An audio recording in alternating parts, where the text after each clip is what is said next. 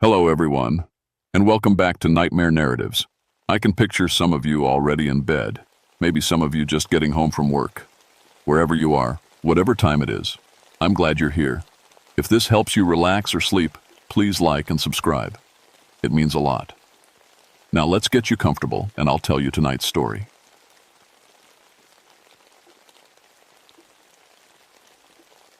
My name is Rebecca Thornfield, but everyone calls me Becky. I've been a park ranger here in the Great Smoky Mountains for 19 years. I've seen bears attack campers, watched people fall off cliffs, and pulled more lost hikers out of the woods than I can count. But I never believed in mountain devils until I found the Bone Throne. It was October 1987, and the leaves were burning bright orange and red across the mountains. The kind of fall that brings tourists from all over the country. That's when the Martinez family went missing. They were from Florida. Mom, Dad, and twin boys about 8 years old. Good campers, too. Had all the right gear, followed all the rules. They'd gotten permits to camp near Cataract Falls, way back in the deep woods where most folks don't go. 12 miles from the nearest road, no cell towers, just you and the mountains. When they didn't check out on time, dispatch sent me to look. I've got a PhD in ecology from UT, and I know these woods like my own backyard. If anyone could find them, it was me.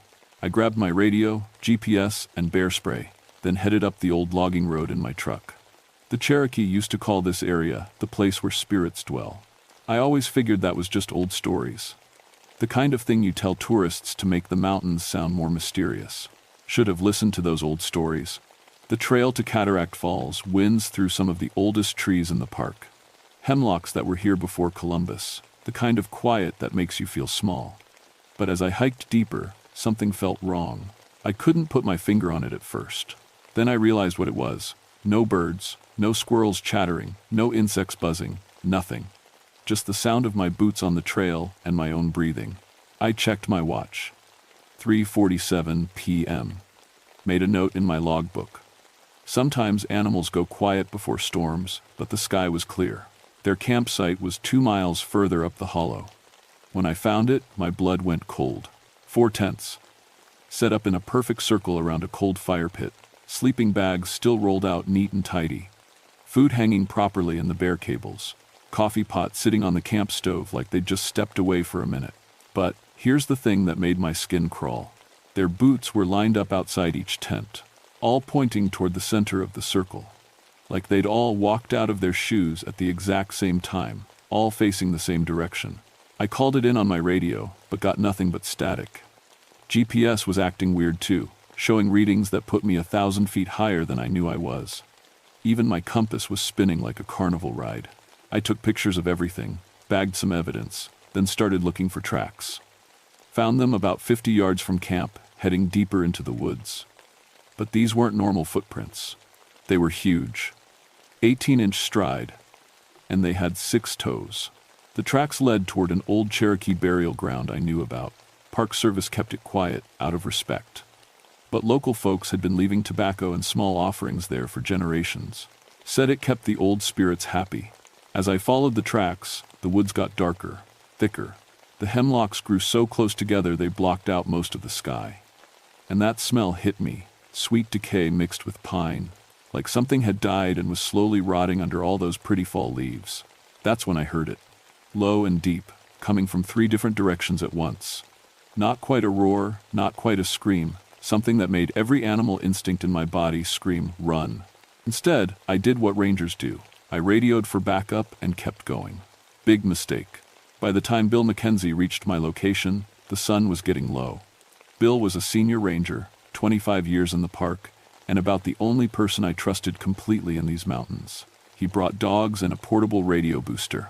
"What we got, Becky?" he asked, looking at my photos of the campsite. I showed him the tracks. Bill was part Cherokee himself, grew up hearing the old stories from his grandmother. When he saw those 6-toed prints, his face went pale. "Aw, hell," he muttered. "How big you think this thing is?" "Based on stride length, at least 8 feet tall, maybe more." The dogs were acting strange. 3 German shepherds, all trained for search and rescue. They'd whine and pull toward the burial ground, then suddenly back away, hackles up, refusing to go any further. Never seen anything like it. We decided to split up, cover more ground before dark. Bill would take the lower trail toward the falls. I'd follow the tracks toward the burial ground. We'd meet back at the campsite in 2 hours. I should have said no. Should have insisted we stay together, but I'd been doing this job for almost 20 years. I thought I could handle whatever was out there. The tracks led me through a grove of ancient trees, their trunks so wide it would take 4 people holding hands to circle them. Spanish moss hung down like curtains, and everything was covered in a thin layer of fog that hadn't been there an hour before. That's when I found the first one. A deer. White-tailed doe, about 2 years old. She was hanging upside down from a low branch, gutted clean. But here's what made my hands shake. She'd been arranged, positioned, like some kind of offering. 20 yards further, I found another one, then another. All hung at exactly the same height, all facing the same direction, all pointing toward the burial ground. My radio crackled, Bill's voice full of static. "Becky, you need to see this." The signal cut out. I tried calling back, but got nothing. The fog was getting thicker, and the temperature had dropped 20 degrees in 10 minutes. My breath was making little clouds, and I could feel ice crystals forming on my jacket. In October. In Tennessee, I followed the creek that led toward Bill's position, using my flashlight even though it wasn't quite dark yet. The fog made everything look gray and strange. Trees seemed to move when I wasn't looking directly at them. Found Bill's radio first, smashed to pieces against a rock, then his hat, then his backpack. Torn open, contents scattered everywhere. No sign of Bill. But the tracks were there. Those same 6-toed prints, only now there were smaller ones too. Human-sized, but wrong somehow. Like people walking on their toes. I followed them to Cataract Falls. The water was low for October, barely a trickle coming over the rocks. But at the base of the falls, I found something that made me forget all about protocol. Bones. Lots of them, arranged in a chair-like pattern against the rock wall. Old bones, yellow with age, but picked clean. And sitting on top of the pile, like a crown, was a massive set of antlers. Bigger than any deer I'd ever seen. Fresh flowers were scattered around the base, wildflowers that shouldn't be blooming in October. That's when I heard the voice. Deep and hollow, like wind through a cave.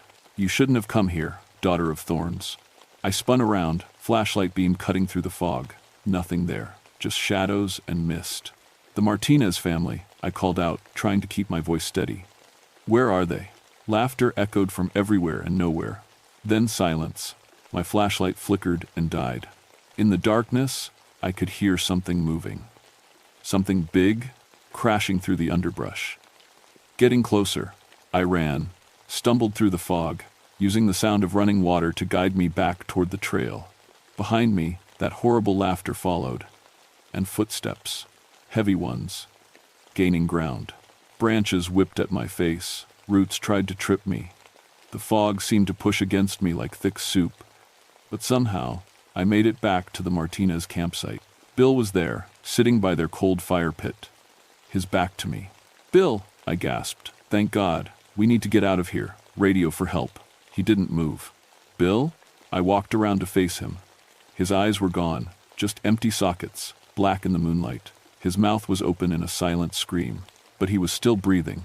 I backed away from Bill, my heart hammering against my ribs. He just sat there, empty eye sockets pointed at the fire pit, chest rising and falling in a steady rhythm, like he was sleeping with his eyes open, except he didn't have eyes anymore. "Bill," I whispered. "Can you hear me?" His head turned toward my voice. Slowly, too slowly, like his neck was rusty. That's when I saw them. Shapes moving in the fog around the campsite, tall and thin, walking on their toes. The missing family. Mr. Martinez stepped into the firelight first. Same empty sockets, same silent scream. Behind him came his wife, then the twin boys, all walking in that awful slow way, like puppets on strings. They formed a circle around me, just standing there, waiting. "What do you want?" I called out to the darkness. The answer came from above.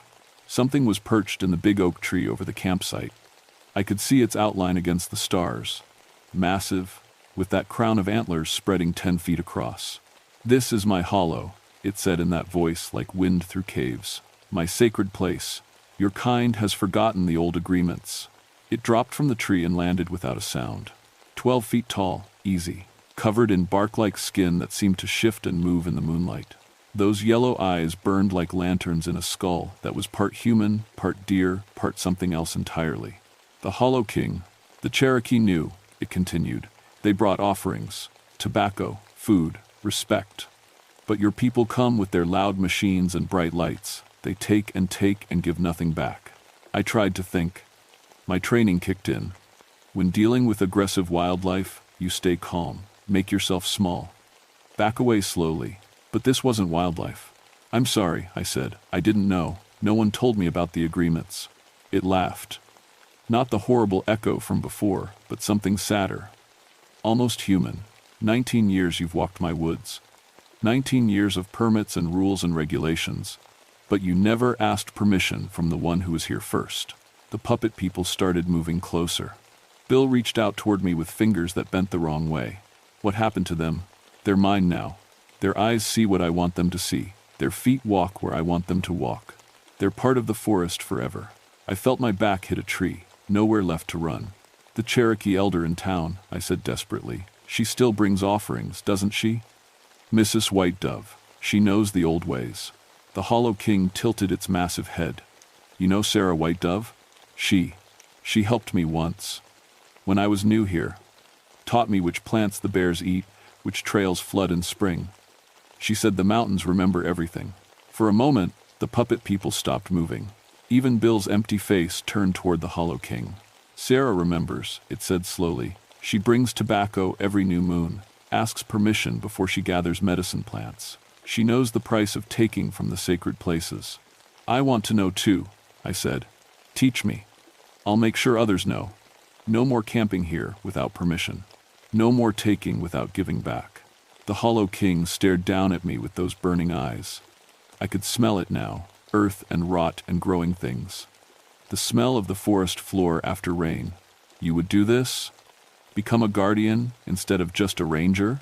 I nodded, not trusting my voice. There is always a price, daughter of thorns. Knowledge requires sacrifice. It reached out with one massive hand and touched my forehead. Pain shot through my skull like lightning. Images flashed behind my eyes. Centuries of history, Cherokee ceremonies, settlers cutting down sacred groves, tourists leaving trash, rangers who came before me and learned to see beyond the surface. When the vision ended, I was on my knees in the dirt. My left eye felt strange. When I touched it, my fingers came away bloody. Now you see with one foot in each world, the Hollow King said. You'll know when the sacred places are threatened. You'll feel it like a splinter in your mind. Bill and the Martinez family had stopped moving entirely. They stood like statues around the dead fire. What about them? They chose to take without asking. They must stay. But they're not in pain. They're part of something larger now, part of the eternal forest. The fog was lifting. Dawn was coming, painting the sky gray and pink through the trees. Go, the Hollow King said. Tell your supervisors the family fell into the underground river system. Tell them the caves are too dangerous to search. Close this hollow to camping. And if they don't listen, those yellow eyes flashed. Then more will join my guardians. It turned and walked into the mist, taking Bill and the Martinez family with it. In seconds, they were gone like they'd never been there. I was alone with the cold ashes of their campfire and the memory of that touch on my forehead. Getting back to park headquarters took me 6 hours. My GPS worked fine now, radio too, like whatever had been interfering was gone. But my left eye kept showing me things that weren't there. Shadows moving between trees, faces in the bark, the mountains watching. My supervisor, Chief Ranger Patricia Wells, listened to my report with that polite expression that meant she thought I'd hit my head on a rock. Underground river system, she repeated. And you're sure they fell in? Cave-in blocked the passage. I lied. Would take a full excavation team weeks to clear it. Probably never recover the bodies. She made notes. Asked about my eye. I told her I'd caught a branch while running back for help. Standard hiking injury. The hollow got closed to camping. Geological instability, they called it on the official report. I made sure the signs were posted good and proper. No camping, no overnight stays. Day hiking only with permits. But I knew that wasn't enough. 3 days later, I drove into Cherokee and found Mrs. White Dove at her daughter's shop. She was stringing beads, her old hands still steady despite her 70-plus years. "Becky Thornfield," she said without looking up. "You met him, didn't you?" I sat down across from her. "How did you know?" She gestured at my left eye. "Still bloodshot, still seeing things differently. That's his mark. Means you're a bridge now, between the modern world and the old ways." He said, "You've been making offerings every new moon for 40 years. Since my grandmother passed and left me the responsibility." She finally looked at me. "Tobacco, mostly. Sometimes cornmeal, always with proper prayers, always asking permission. Will you teach me?" Mrs. White Dove smiled. "Already started, child. The moment you asked instead of demanding." She taught me the Cherokee words for requesting safe passage. Showed me how to prepare the tobacco, how to approach sacred places with respect. Most importantly, she taught me to listen. "The mountains talk," she said, "but most people stopped listening generations ago. They think they own the land instead of borrowing it." I started making the offerings myself. Every new moon, just like Mrs. White Dove showed me. And once a month, I'd hike up to the hollow, not to the burial ground. That was too sacred for regular visits. But to the edge, where I could leave tobacco and sage and feel the Hollow King's presence like electricity in the air. Sometimes I'd catch glimpses of Bill through my marked eye. He looked peaceful, walking ancient paths with the Martinez family, part of something bigger than himself now. Other rangers started noticing changes. Wildlife seemed more active around me. Bears that should have been aggressive stayed calm. Lost hikers somehow always ended up on trails that led back to me, like the mountains were helping. I never told anyone the real story. Who would believe it? But I made sure other rangers knew about Cherokee sacred sites. Started requiring cultural sensitivity training for all backcountry permits. Brought Mrs.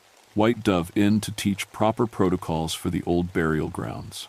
The missing person reports dropped to almost nothing in my sector. Word got around among the local Cherokee community. There was finally a park ranger who understood the old agreements. But every October, when the leaves turned and tourists came looking for the perfect camping spot, I had to be extra careful.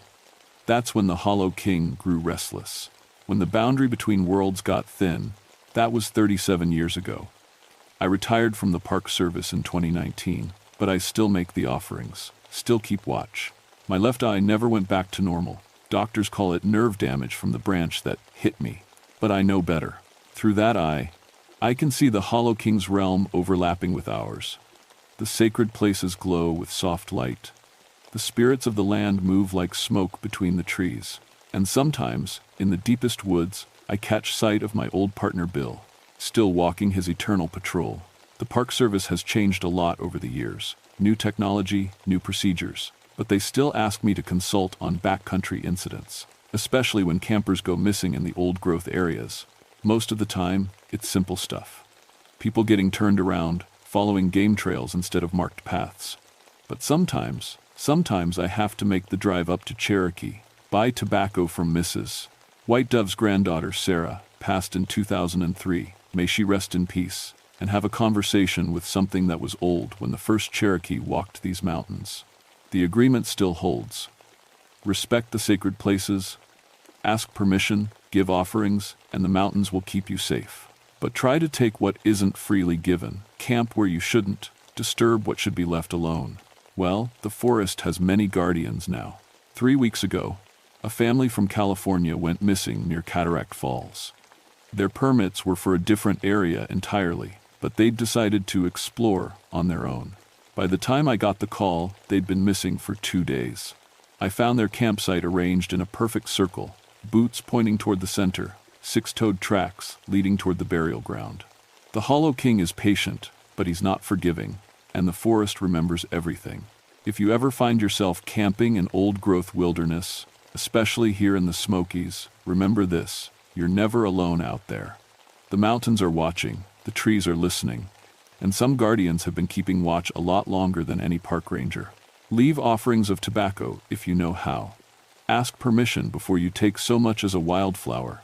Respect the silence of sacred places. And if you hear something moving in the woods at night, something too big to be a bear, too quiet to be human, don't go looking for it. Sometimes it's better to stay in your tent and wait for morning. Trust me on this one.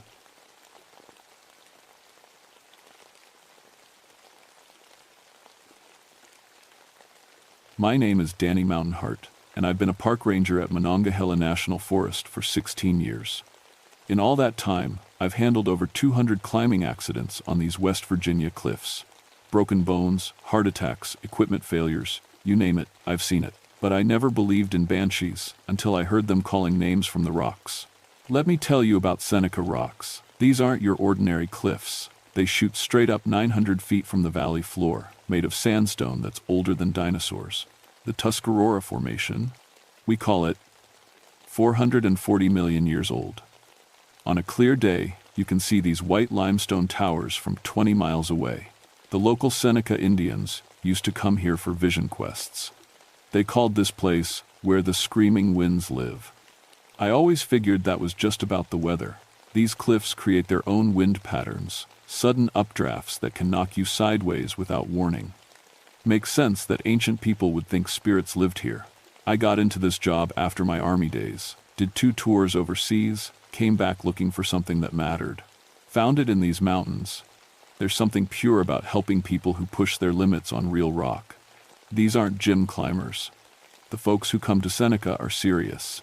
They tackle routes with names like Cons West and Old Ladies Route, grades that separate the weekend warriors from the real deal. My specialty is technical rescue. When someone gets stuck 300 feet up a vertical wall, I'm the guy who goes to get them. I know every route on the North Peak by heart, every handhold, every crack, every place where the rock gets loose. I can climb 5.1 routes with a full rescue pack and enough gear to haul up a grown man. The work keeps me sharp. Has to, when people's lives depend on your skills. I lost my climbing partner Jake 3 years ago to what the investigation called equipment failure. His rope snapped at exactly 150 feet. Brand new rope, rated for thousands of pounds. Sometimes gear just fails, they said. It happens. But Jake was careful, more careful than anyone I knew. He checked everything twice, tested every piece before he trusted his life to it. When I found him at the bottom of that cliff, something felt wrong. Not just the sadness, the wrongness went deeper than grief. That was my first hint that these mountains held secrets I didn't understand. The climbing season runs from April through October, but August is when we get the most action. Hot days, long daylight, perfect conditions for big wall climbing. That's when the serious climbers come to test themselves against routes that have humbled experts for decades. This year felt different from the start. The peregrine falcons that nest on the cliff faces were acting strange. These birds have nested here for thousands of years, but in July they all just left. Every nest abandoned, baby birds and all. In 30 years of watching wildlife, I'd never seen anything like it. The weather was weird too. Sudden thunderstorms with no warning from the weather service. One minute you'd have clear skies. The next minute you're getting hammered by winds that seem to come from inside the rock itself. The storms always hit the North Peak hardest, like something was calling them there. But what really got my attention was the reports from the climbing club. 3 different groups, all experienced climbers, all reported hearing human screams coming from impossible locations on the cliff face. Not the usual sounds of climbers in trouble. These were screams of pure terror, coming from spots where no human being could possibly be. The first report came from Maria Santos, a climbing instructor from Richmond. She was leading a group up the South Peak when she heard what sounded like a woman screaming from inside the north face. Not from a ledge or a root, from inside the solid rock wall itself. It wasn't an echo, she told me, hands shaking as she filled out the incident report. It was like the rock was screaming, and it knew my name. It called Maria 3 times, getting louder each time. I figured it was just the wind. These cliffs play tricks with sound. Climbers hear all sorts of things when they're 300 feet off the deck, with nothing but air beneath them. Fear can make your mind create sounds that aren't there. But then Tom Bradley came to see me. Tom's been climbing these rocks for 20 years. He's the kind of guy who stays calm when everyone else is panicking. If Tom says he heard something, I listen. "Danny, something's not right up there," he said, pointing toward the North Peak. I was halfway up Cons East Direct when I heard Jake calling for help. Clear as day, your old partner's voice, yelling for rescue. But Jake's been dead 3 years, man. And the voice was coming from above me, not below. That's when I knew I had to take this seriously. Because Tom was right about one thing. Jake's voice was unmistakable. I'd heard it on dozens of climbs, always calm and steady, even in the worst situations. If someone was mimicking Jake's voice to mess with climbers, that wasn't just dangerous, it was cruel. What I didn't know yet was that something had been hunting in these rocks for a very long time, something that knew every climber who'd ever died on these walls, something that was getting hungry again. The first body turned up on a Tuesday morning in mid-August. I got the call at 6 a.m. from dispatch. Climber down on the north face, approximately 400 feet up. Standard rescue protocol kicked in automatically. I grabbed my gear and headed for the base of the cliff with my partner Susan Dalton. Susan's the best technical climber on our team. She's small but strong, with 20 years of rescue experience. More importantly, she keeps her head when things go sideways. If I had to trust someone to haul me off a cliff face, Susan would be my first choice. We reached the base and looked up. Even with binoculars, it took us 10 minutes to spot the body. David Chen, a software engineer from DC who'd been climbing here for 5 years. Good climber, always followed safety protocols. He was hanging about 300 feet up, suspended from his rope in a harness. That's not the route he was supposed to be on, Susan said, studying the cliff face. He signed in for Old Man's route, but he's hanging on Khan's West Direct. That's 2 grade levels harder than anything David ever climbed. We started our ascent, standard rescue approach. I led with the gear while Susan followed with the medical kit. It should have been a straightforward recovery. David was clearly dead, had been for hours, based on the condition of his body, but we still had to bring him down safely. Halfway up, I found something that made my stomach clench. David's chalk bag was sitting on a ledge 20 feet below his body, not dropped, placed. Neatly positioned like someone had set it down carefully. But David was hanging above us. How does your chalk bag end up below you unless someone else put it there? Susan, you see this? I called down. She climbed up to examine the bag. Her face went pale. Danny, look at the rope. David's climbing rope was a brand new dynamic line, rated for over 8,000 pounds of force. But it had snapped at exactly 150 feet from his harness. The same length where Jake's rope had failed 3 years ago. The break wasn't frayed or worn. It looked like it had been cut, but there were no tool marks. Just a clean separation, like the rope had simply decided to stop being rope at that exact spot. How did he get up here? Susan asked, studying the cliff face. There's no way to reach this spot from Old Man's route. He'd have to climb straight up an overhanging wall with no protection. David wasn't good enough for that. I didn't have an answer. The more we looked, the less sense it made. David's gear was perfectly placed, exactly the way an expert would set protection for this route. But David had never climbed anything harder than 5.7, and this was a 5.1 wall. It would be like asking someone who'd never driven a race car to suddenly win the Indianapolis 500. We got the body down without incident, but the whole descent felt wrong. The wind kept shifting in ways that didn't match the weather patterns I'd learned in 16 years on these cliffs. Sometimes it felt like something was watching us work. The real shock came when we examined David's gear at the base. Every piece of protection he'd placed was perfect. Not just good, perfect. The kind of placement you see from climbers with decades of experience. Each cam was set at exactly the right angle. Every nut was positioned in the strongest part of the crack. Danny, this doesn't make sense, Susan said, holding up one of David's cams. Look at this placement. This is master-level technique. David couldn't have done this, but someone had. Someone with incredible skill had helped David climb to a spot where he couldn't survive, then watched him fall. The medical examiner's report raised even more questions. David had died from the fall, but there were other marks on his body. Scratches on his arms and face that looked almost like claw marks. Deep gouges that had torn through his climbing shirt and into the skin beneath. Could be from the rock, the examiner said. Sometimes when people fall, they scrape against the cliff face. But these are unusually deep and regular. Almost like an animal attack. I didn't mention that there were no animals on Seneca rocks big enough or strong enough to make marks like that.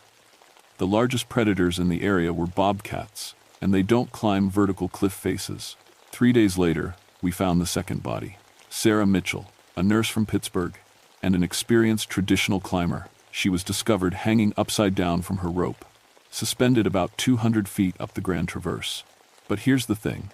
Sarah was found higher on the cliff than any human being could have climbed to. The route she was on dead-ended at a blank wall about 50 feet below where we found her.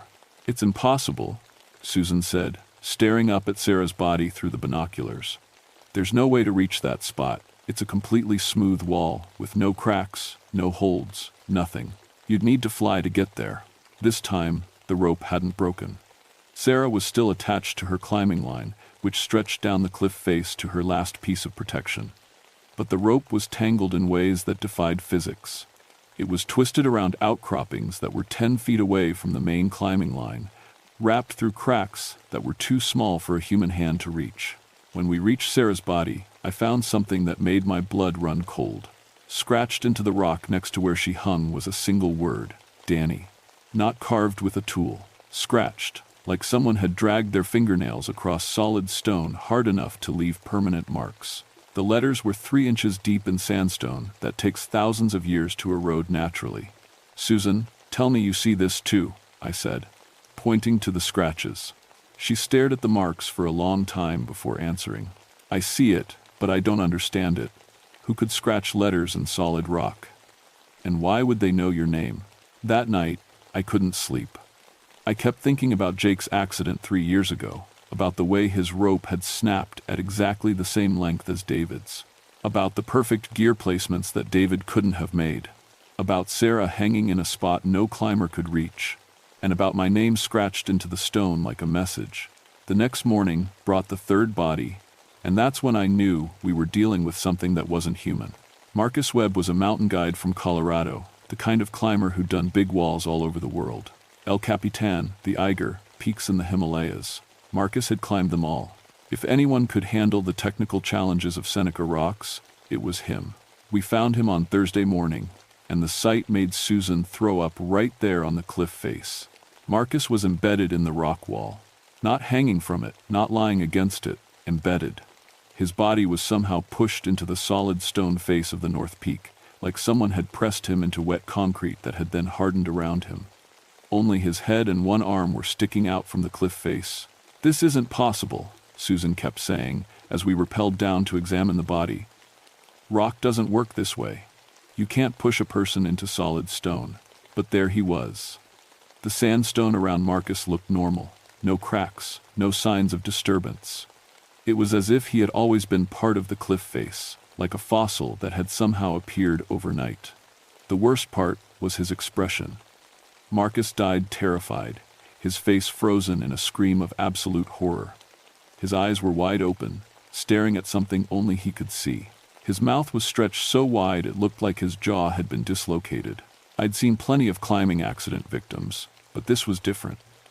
This wasn't the look of someone who'd fallen or gotten injured. This was the face of someone who'd seen something so terrible it had literally scared him to death. "Danny, look at this," Susan called from above. She was examining Marcus's gear, which was still hanging from the cliff face 20 feet above where we found his body. "His rope is cut clean through. But look at the placement of his protection." I climbed up to see what she'd found. Marcus's cams and nuts were placed in a perfect line up the cliff face, each one positioned with impossible precision. But they weren't following any climbing route, I recognized.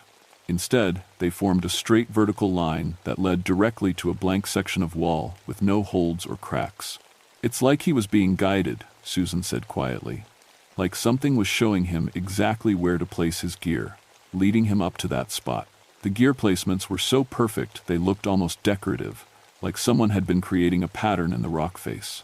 And at the top of the line, scratched into the stone above Marcus's highest piece of protection, were more letters.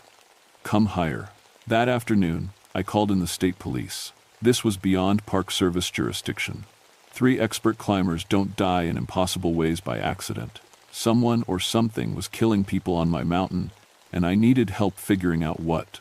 Detective Ray Kowalski arrived the next morning with a team of investigators. Ray was a good cop, thorough and smart, but he'd never spent time on vertical rock. He took one look at the cliff faces, and I could see him trying to figure out how to investigate crimes that happened 400 feet off the ground.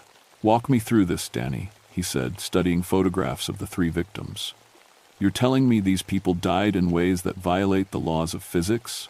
I explained about the impossible rope breaks, the perfect gear placements that the victims couldn't have made, the locations where the bodies were found. Ray listened without interrupting, taking notes in a small notebook. Could be equipment sabotage, he said finally. Someone tampering with gear, weakening ropes, that kind of thing. The question is motive. But Ray's theory didn't explain how David had climbed a route beyond his ability, or how Sarah had reached a spot no human could access, or how Marcus had been pressed into solid rock. Equipment sabotage couldn't account for the claw marks or the messages scratched in stone. That night, Susan and I volunteered to camp at the base of the cliffs. If someone was sabotaging climbers, we might be able to catch them in the act. We set up our gear in a small clearing that gave us a clear view of the main climbing routes. Around midnight, the wind started acting up. Not the usual mountain breezes, but sudden gusts that seemed to come from specific directions, like something was moving around the cliff faces. The temperature dropped 20 degrees in 10 minutes, which shouldn't happen in August. "You hear that?" Susan whispered. I listened. At first, just wind and the usual night sounds. Then I heard it, a sound like fingernails on a chalkboard, but deeper and more resonant. It was coming from high up on the north face, somewhere around the 400-foot level. The sound got louder, and I realized it was voices. Multiple voices, all screaming at once, but the screams were forming words. Names. I heard David and Sarah and Marcus being called out in voices that didn't sound human. "Danny, look up there," Susan said, pointing toward the cliff face. 400 feet above us, shapes were moving on the vertical rock wall. Not climbing, moving. Flowing across the stone like water, but in humanoid forms. They were too far away to make out details, but I could see they were large, much larger than normal people. The shapes were heading straight down the cliff face, moving faster than anything should be able to move on vertical rock. In less than a minute, they would reach the ground level where we were camped. "We need to go," I said, but Susan was already packing our gear. We made it to the truck just as the first shape reached the base of the cliff. In the beam of my flashlight, I got my first clear look at one of the things that had been hunting climbers. It stood 7 feet tall with arms that were too long and fingers that ended in claws. Its skin looked like rock, gray and textured, like the sandstone of the cliffs. But the worst part was its face, or what should have been its face. Instead of features, there was just a mouth full of teeth and 2 holes where eyes should be. The thing opened its mouth and let out a scream that felt like ice picks being driven into my skull. The sound was so loud and sharp that both our truck windows exploded. Susan's nose started bleeding from the pressure. Then it spoke in a voice like grinding stone. "Daniel Mountainheart, we have been waiting." That's when I understood that these things knew exactly who we were. They had been watching us, learning about us, preparing for this moment. We weren't dealing with random predators. This was personal. We drove straight to town and didn't stop until we reached the sheriff's station. My hands were shaking so badly I could barely hold the steering wheel. Susan sat in the passenger seat with a towel pressed to her nose, blood still trickling from her nostrils. "They knew my name," I kept saying. Whatever those things were, they knew my name. Sheriff Tom Brennan took one look at us and knew something serious had happened. Tom's been law enforcement in this county for 30 years. He's seen everything from drug labs to domestic violence, but this was outside his experience. "Sit down and tell me what happened," he said, pouring coffee with hands that were steadier than mine. I told him about the creatures on the cliff face, about the impossible deaths, about the voices calling names in the dark. Tom listened without interrupting, but I could see the skepticism in his eyes. 2 park rangers coming in at 1 a.m. talking about monsters wasn't exactly standard police business. "Danny, you've been under a lot of stress with these climbing accidents," Tom said carefully. "Maybe you and Susan should take some time off. Let the state investigators handle this." Before I could answer, his radio crackled with an emergency call. Another climber in distress on the north face, approximately 300 feet up. A woman's voice screaming for help. "That's impossible," Susan said, checking her watch. "It's 1:30 in the morning. Nobody climbs these routes at night." But the emergency call was real. The voice on the radio was clear and desperate, calling for immediate rescue. Tom looked at us with new understanding. Whatever was happening on those cliffs was still active. "I'll call in the state police helicopter," Tom said, reaching for his phone. "No," I said, standing up. "Those things are still up there. If we send aircraft, people are going to die. I need to go up myself." "Like hell you do," Susan said. "Those creatures nearly killed us an hour ago." But I was already thinking about the gear in my truck. Full rescue kit, enough rope for a 400-foot rappel, headlamp, and radio. If there was really someone alive on that cliff, I was the only one with the skills to reach them safely. "There's something else," I said to Tom. "I need to talk to Joseph Crowfeather." Joseph was a Seneca elder who lived about 10 miles up the valley. His grandfather had been one of the last traditional medicine men of the tribe, and Joseph still maintained the old ways. If anyone knew the real history of these cliffs, it would be him. Tom made the call. 20 minutes later, Joseph arrived at the sheriff's station, driving a pickup truck that was older than I was. He looked exactly like what you'd expect from a Seneca elder. Weathered face, long gray hair, eyes that seemed to see more than they should. But there was something else in his expression, recognition. "The Cliff Guardians are hunting again," he said before anyone explained why he was there. "I felt them wake up 3 days ago." Joseph sat down across from us and folded his hands on the table. "My grandfather told me this day would come. The spirits that guard the Vision Quest sites were bound by treaties made long ago, but white people have forgotten how to approach sacred places with respect." "Vision Quest sites?" I asked. "The cliffs where young warriors would go to seek their spirit animals," Joseph explained. "Dangerous places, high and isolated, where the boundary between the physical and spirit worlds is thin. The Cliff Guardians were appointed to protect these sites and test those who sought visions." "Test them how?" Susan asked. Joseph's expression darkened. "By making them prove their courage and spiritual worthiness. Those who approached with respect and understanding were granted safe passage. Those who came with arrogance or greed." He gestured toward the window, where the cliffs were visible in the distance. "They became part of the rock forever." The radio crackled again, the woman's voice still calling for help, but weaker now, more desperate. "I have to go up there," I said. "If there's someone alive—" "There isn't," Joseph interrupted. "That voice belongs to Sarah Mitchell. The Cliff Guardians are using her spirit to lure more climbers. They're calling you specifically because you've been interfering with their hunting." The room went silent. Sarah Mitchell had been dead for 4 days. "Then how do I stop them?" I asked. Joseph studied my face for a long moment. "There is a way, but it requires you to complete what your people call a vision quest. You must climb to the sacred site at the top of the north face and ask the guardians for safe passage. If they judge you worthy, they will return to their sleep. And if they don't judge me worthy—" Joseph's smile was not encouraging. "Then you join the others in the rock." But the emergency calls kept coming. Every few minutes, another voice on the radio, Marcus Webb calling for rescue, David Chen screaming for help. Even Jake's voice, my dead climbing partner, begging me to come save him. The Cliff Guardians were using the voices of everyone who had died on these rocks to draw more victims. And the calls were getting stronger, more compelling. I could feel them pulling at something deep in my mind, creating an almost irresistible urge to climb toward those voices. They're not going to stop, I realized. As long as people keep climbing here, the Guardians will keep hunting. The only way to end this is to face them directly. Susan grabbed my arm. "Danny, this is insane. You're talking about climbing alone at night to meet creatures that have killed 4 people. 5 people, I corrected, thinking about Jake. They've been killing climbers for years. We just never recognized the pattern." Joseph stood up and walked to the window. "The sacred site is at the top of the route your people call Khan's West Direct. It's a difficult climb, even in daylight with proper equipment. At night, alone, it's nearly impossible."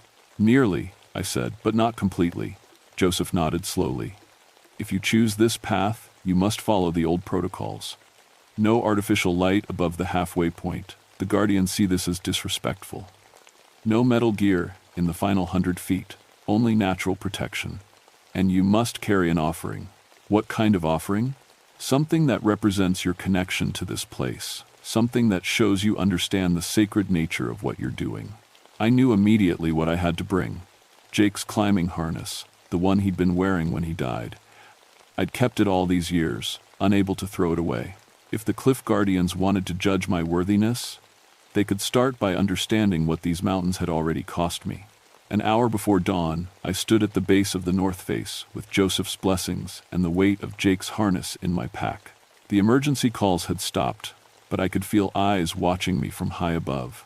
The Cliff Guardians knew I was coming. Time to find out if I was worthy to survive. The climb started normally. I'd done Cons West Direct dozens of times in daylight, and my hands knew every hold by touch. The first 200 feet went smoothly, following the crack system that splits the lower face of the North Peak. But as I climbed higher, the rock itself began to feel different. Warmer than it should be in the pre-dawn cold. Sometimes the handhold seemed to shift slightly under my fingers, like the stone was alive and breathing. At the halfway point, I turned off my headlamp as Joseph had instructed. The darkness was absolute, but somehow I could still see the route ahead of me. The rock seemed to glow faintly, outlining the crack system and showing me where to place my hands and feet. That's when I heard Jake's voice for the first time. "Danny, what are you doing up here?" Clear as day, coming from somewhere above me. The same tone he'd used 1,000 times during our climbing partnership, calm, steady, but with a hint of concern. I almost answered before remembering Joseph's warning. The Guardians would try to distract me with familiar voices. I focused on the climb and kept moving upward. At 300 feet, I reached the spot where I had to switch to natural protection only. No more metal cams or nuts, just natural features of the rock and old-style climbing techniques. I removed my gear harness and stuffed it into my pack, keeping only the ropes I needed for safety. The climbing got harder immediately. Without modern protection, every move carried the risk of a fatal fall. But the route seemed to guide me upward, showing me holds I'd never noticed in all my previous climbs. It was like the rock wanted me to reach the top. "You don't have to do this," Jake's voice said again, closer now. "Turn around, Danny. Come down while you still can." I looked up and saw him. Jake, exactly as he'd looked 3 years ago on our last climb together. Same gear, same clothes, even the same concerned expression he'd worn when I'd pushed too hard on difficult routes. But his eyes were wrong. Instead of Jake's warm brown eyes, there were empty holes that seemed to go deeper than they should. And when he smiled, his teeth were too sharp and too many. "That's not Jake," I said out loud, and the false image flickered like a bad television signal. The thing wearing Jake's form hissed in frustration. "You cannot reach the sacred site. Turn back now, or join your friend in the stone." "Where is Jake really?" I demanded. The creature's smile widened impossibly. "Feel the rock beside you." I pressed my palm against the cliff face and felt something that made my stomach lurch. The stone was warm and soft, like skin. And underneath the surface, I could feel movement. Heartbeats. Breathing. The cliff guardians hadn't just killed the climbers who died here over the years. They'd absorbed them into the rock itself, keeping them alive and aware, but trapped forever in stone. Jake was in there, along with David and Sarah and Marcus and dozens of others who died on these cliffs throughout history. "Let them go," I said. "Prove you are worthy," the creature replied. "Reach the sacred site. Face the judgment of the guardians. If you succeed, all will be freed." The final 100 feet were the hardest climbing I'd ever done, not because of the technical difficulty, but because the rock itself seemed to be fighting me. Handholds crumbled when I grabbed them. Footholds shifted and tried to dump me off the cliff face.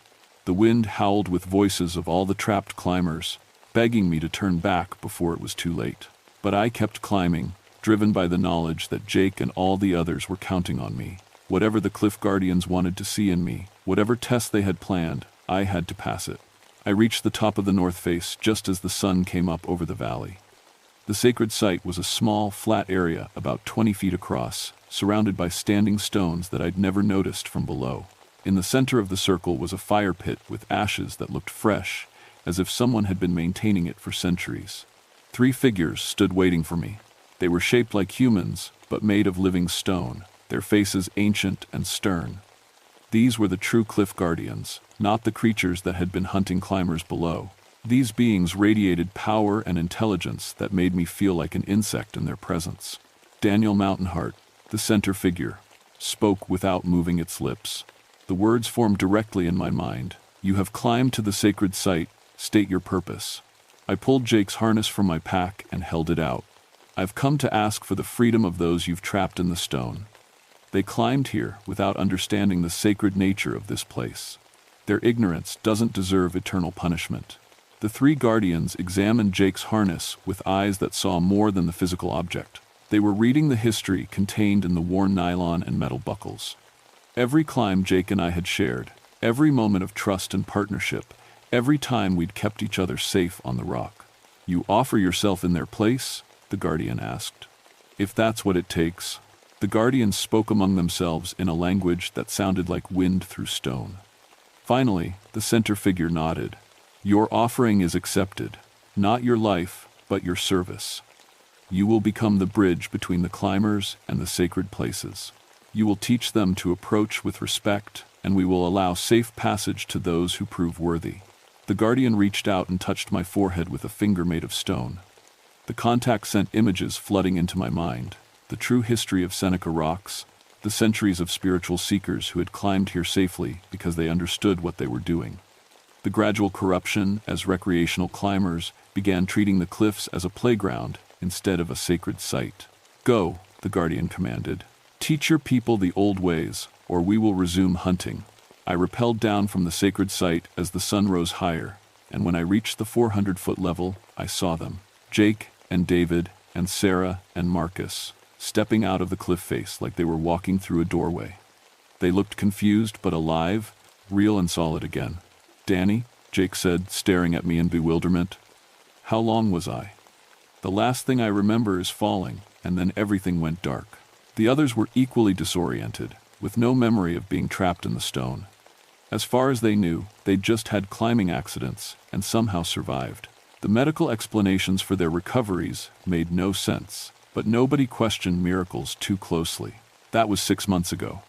The climbing area is officially open again, but with new rules. Every climber who wants to tackle the North Face routes has to attend a cultural sensitivity briefing that I personally conduct. They learn about the Seneca Vision Quest traditions, about approaching sacred sites with respect, about the spiritual significance of the cliffs. Most people think it's just Park Service bureaucracy, but some understand. Those are the climbers who make it to the top safely, the ones who treat the mountain as a playground instead of a sacred site. Well, sometimes their ropes still break at exactly 150 feet. The cliff guardians are sleeping again, but their sleep is light. They're watching, always watching, to see if we've learned to be worthy of sharing their sacred spaces. And sometimes, when the wind is just right and the light hits the cliff face at the perfect angle, I can still see faces in the stone, not trapped anymore, but watching, waiting, ready to protect this place from anyone who forgets that some mountains are more than just rock to be conquered. Jake climbs with me again sometimes. He doesn't remember being in the stone, but he approaches every route differently now, more carefully, with more respect. "There's something different about these cliffs," he told me last week. "Like they're alive somehow, like they're watching to see what kind of person you really are." I just smiled and handed him his gear. Some truths are too big for words, too dangerous to share with people who aren't ready to understand them. The mountains keep their secrets, and I keep mine, but I never climb alone anymore. Because I know now that in places like Seneca Rocks, you're never really alone anyway. The spirits are always with you, watching to see if you're worthy of the privilege of sharing their sacred spaces. And if you're not worthy, well, the rock is always hungry, and it has room for one more.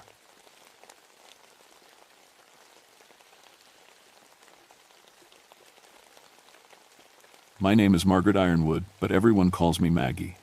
I've been a ranger at Monongahela National Forest for 21 years now, and I thought I'd seen everything these mountains could throw at me. Bears, lost hikers, illegal hunting, even a few meth labs hidden in the deep woods. But I never believed in necromancers until I found their bone cathedral.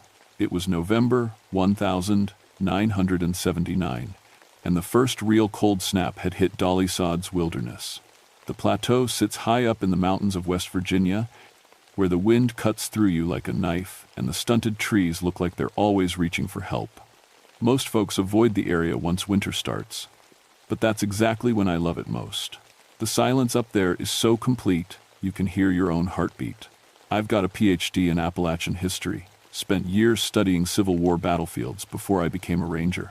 There's something about those old places that draws me in. The stories they tell. The way the past seems to hang in the air like morning mist. Dolly Sods has plenty of history. During the Civil War, Confederate and Union forces fought skirmishes all through these mountains.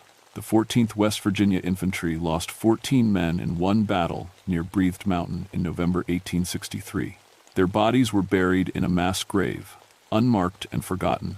That's why the archaeological team was there. Dr. Sarah Chen from the university had gotten permission to excavate what we thought was the burial site. Just routine work, catalog the remains, give those boys a proper memorial after all these years. Sarah's team had been up there for a week, setting up their grid system and carefully removing layers of acidic bog soil that had preserved everything like it was frozen in time. Then they went missing. I got the call on a Tuesday morning. Sarah was supposed to check in every 12 hours, but nobody had heard from her or her 3-person team for 5 days. The weather had been clear, no storms or sudden temperature drops that might have trapped them. Their base camp was only 8 miles from the nearest trail, an easy hike for experienced people. Probably just equipment failure, my supervisor said when he handed me the search assignment. Radio batteries die, you know how it is. But I knew Sarah Chen. She was the kind of person who carried backup batteries for her backup batteries. Something was wrong. I hiked up to their camp that afternoon, my boots crunching through the thin layer of snow that had fallen during the night. The November air was sharp and clean, the way it gets before a real storm moves in. Ravens called from the twisted trees, and somewhere in the distance, I could hear the low moan of wind across the open plateau. The first thing I noticed was the smell, not decay, something else, sweet and heavy, like flowers left too long in a closed room. It hung around the excavation site like invisible fog, getting stronger as I got closer to where they'd been digging. Sarah's equipment was still there, shovels, brushes, the careful measuring tools archaeologists use. Her notebook lay open to the last entry, dated 5 days ago. Unusual bone arrangement discovered. Appears intentional, not random burial. Requesting extended excavation time. The dig site itself made my skin crawl. They'd uncovered what looked like the mass grave, all right, but the bones weren't scattered like you'd expect from soldiers dumped in a hurry. They were arranged, carefully placed in patterns that looked almost like architecture. Rib cages formed archways. Skulls were stacked like cornerstones. Leg bones created what could only be described as pillars. It looked like someone had built a church out of human remains. I called for backup on my radio, but all I got was static mixed with something that sounded like distant drumming. Maybe thunder, but the sky was clear. I tried again, adjusting the frequency, and for just a moment I could swear I heard voices singing. Old hymns, the kind my grandmother used to hum while she cooked. The temperature around the excavation site was wrong too. Even though snow covered the ground everywhere else, the dirt here was warm to the touch. Steam rose from the disturbed earth like breath on a cold morning. I should have left then. Should have hiked back down the mountain and gotten a full search team with proper equipment. But those 4 people were missing, and every hour that passed made their chances worse. So I made camp and decided to start looking for them in the morning. That night, lying in my sleeping bag 50 yards from the Bone Church, I heard the singing again. Clearer this time, drifting across the plateau like smoke. I recognized the tune, Amazing Grace, but the words were wrong. Instead of grace and redemption, the voices sang about rising up, about answering the call to march again. I didn't sleep much. Dawn came gray and cold, with mist rising from the bog like ghosts looking for somewhere to haunt. I made coffee on my camp stove and tried the radio again. Still nothing but that strange drumming sound, though now it seemed to have a rhythm to it, like soldiers marching. I decided to expand my search in a spiral pattern around the dig site, looking for any sign of where Sarah's team might have gone. The ground was soft and marshy in most places, perfect for holding tracks, but I couldn't find any footprints leading away from the excavation. It was like they'd just vanished into thin air. 2 hours into my search, I found the first anomaly. A piece of equipment that definitely hadn't been there the day before. An old surveying instrument made of brass and dark wood. It looked like something from a museum, with hand-carved details and manual adjustment screws. But according to the serial number stamped on the base, it had been manufactured by the same company that made Sarah's modern tools. In 1863, I stared at that impossible date until my eyes watered, then checked it again. The numbers were clear, etched deep into the metal. I photographed everything and carefully placed the instrument in my backpack. Whatever was happening here, I needed evidence. The sweet flower smell was stronger today, concentrated around a section of the bone church I hadn't examined closely before. As I got nearer, I realized what I was looking at wasn't just arranged bones. It was a complete structure. Someone had built walls, doorways, even what looked like an altar, all from the remains of Civil War soldiers. And there were fresh bones mixed in with the old ones. I knew enough about forensic identification to recognize recent human remains when I saw them. These bones still had bits of tissue clinging to them, still showed the clear marks of sharp tools used to separate joints. Someone had butchered 4 people and added their bones to this grotesque construction. My hands were shaking as I took photographs. I'd seen violent death before. Car accidents, hunting accidents, even a few murders in my 21 years as a ranger. But this was something else. This was deliberate, ritualistic. That's when I heard Sarah's voice. "Maggie? Maggie? Is that you?" It came from inside the bone church, muffled but unmistakably her. I called back, but got no answer. Just silence, and that sweet, sickening smell. I approached the entrance, an archway made from interlocked femurs and skulls, and called again. "Sarah, where are you? Are you hurt?" "Down here," came the reply, fainter now. "We're down here. We need help." There was a hole in the ground at the center of the bone structure, about 3 feet wide and perfectly round. It dropped straight down into darkness, and Sarah's voice seemed to be coming from somewhere far below. I shone my flashlight into the opening, but the beam just disappeared into black nothing. "How deep are you?" I called down. "Deep," Sarah's voice echoed back. "So deep, but we're alive. All of us are alive down here." Something about her tone bothered me. Sarah was a tough woman, practical and no nonsense, but her voice sounded distant, dreamy, like she was talking in her sleep. I tested the edge of the hole with my boot. The walls were smooth, carved rather than dug, and they felt warm to the touch despite the cold air. This wasn't something that could be excavated by hand, not in the time Sarah's team had been missing. "I'm going to get rope," I called down. "I'm coming to get you." "No," Sarah's voice came back, suddenly sharp and urgent. "No, don't come down. Don't come down here, Maggie. Run. Run while you still can." Then I heard the other voice. Male, unfamiliar, speaking in an accent I'd never heard before. The words were English, but old-fashioned, like something from a history book. "The sisters join us willingly," the voice said. "The brothers answer the call. Soon we march again. Soon we rise." I backed away from the hole, my flashlight beam dancing crazily as my hands shook. That was not one of Sarah's team members. That was not anyone from this century. The drumming sound was getting louder, and now I could hear other things mixed in with it. The clink of metal on metal, the creak of leather, the soft whisper of feet moving through dead grass. Somewhere in the mist that surrounded the excavation site, an army was gathering. I ran.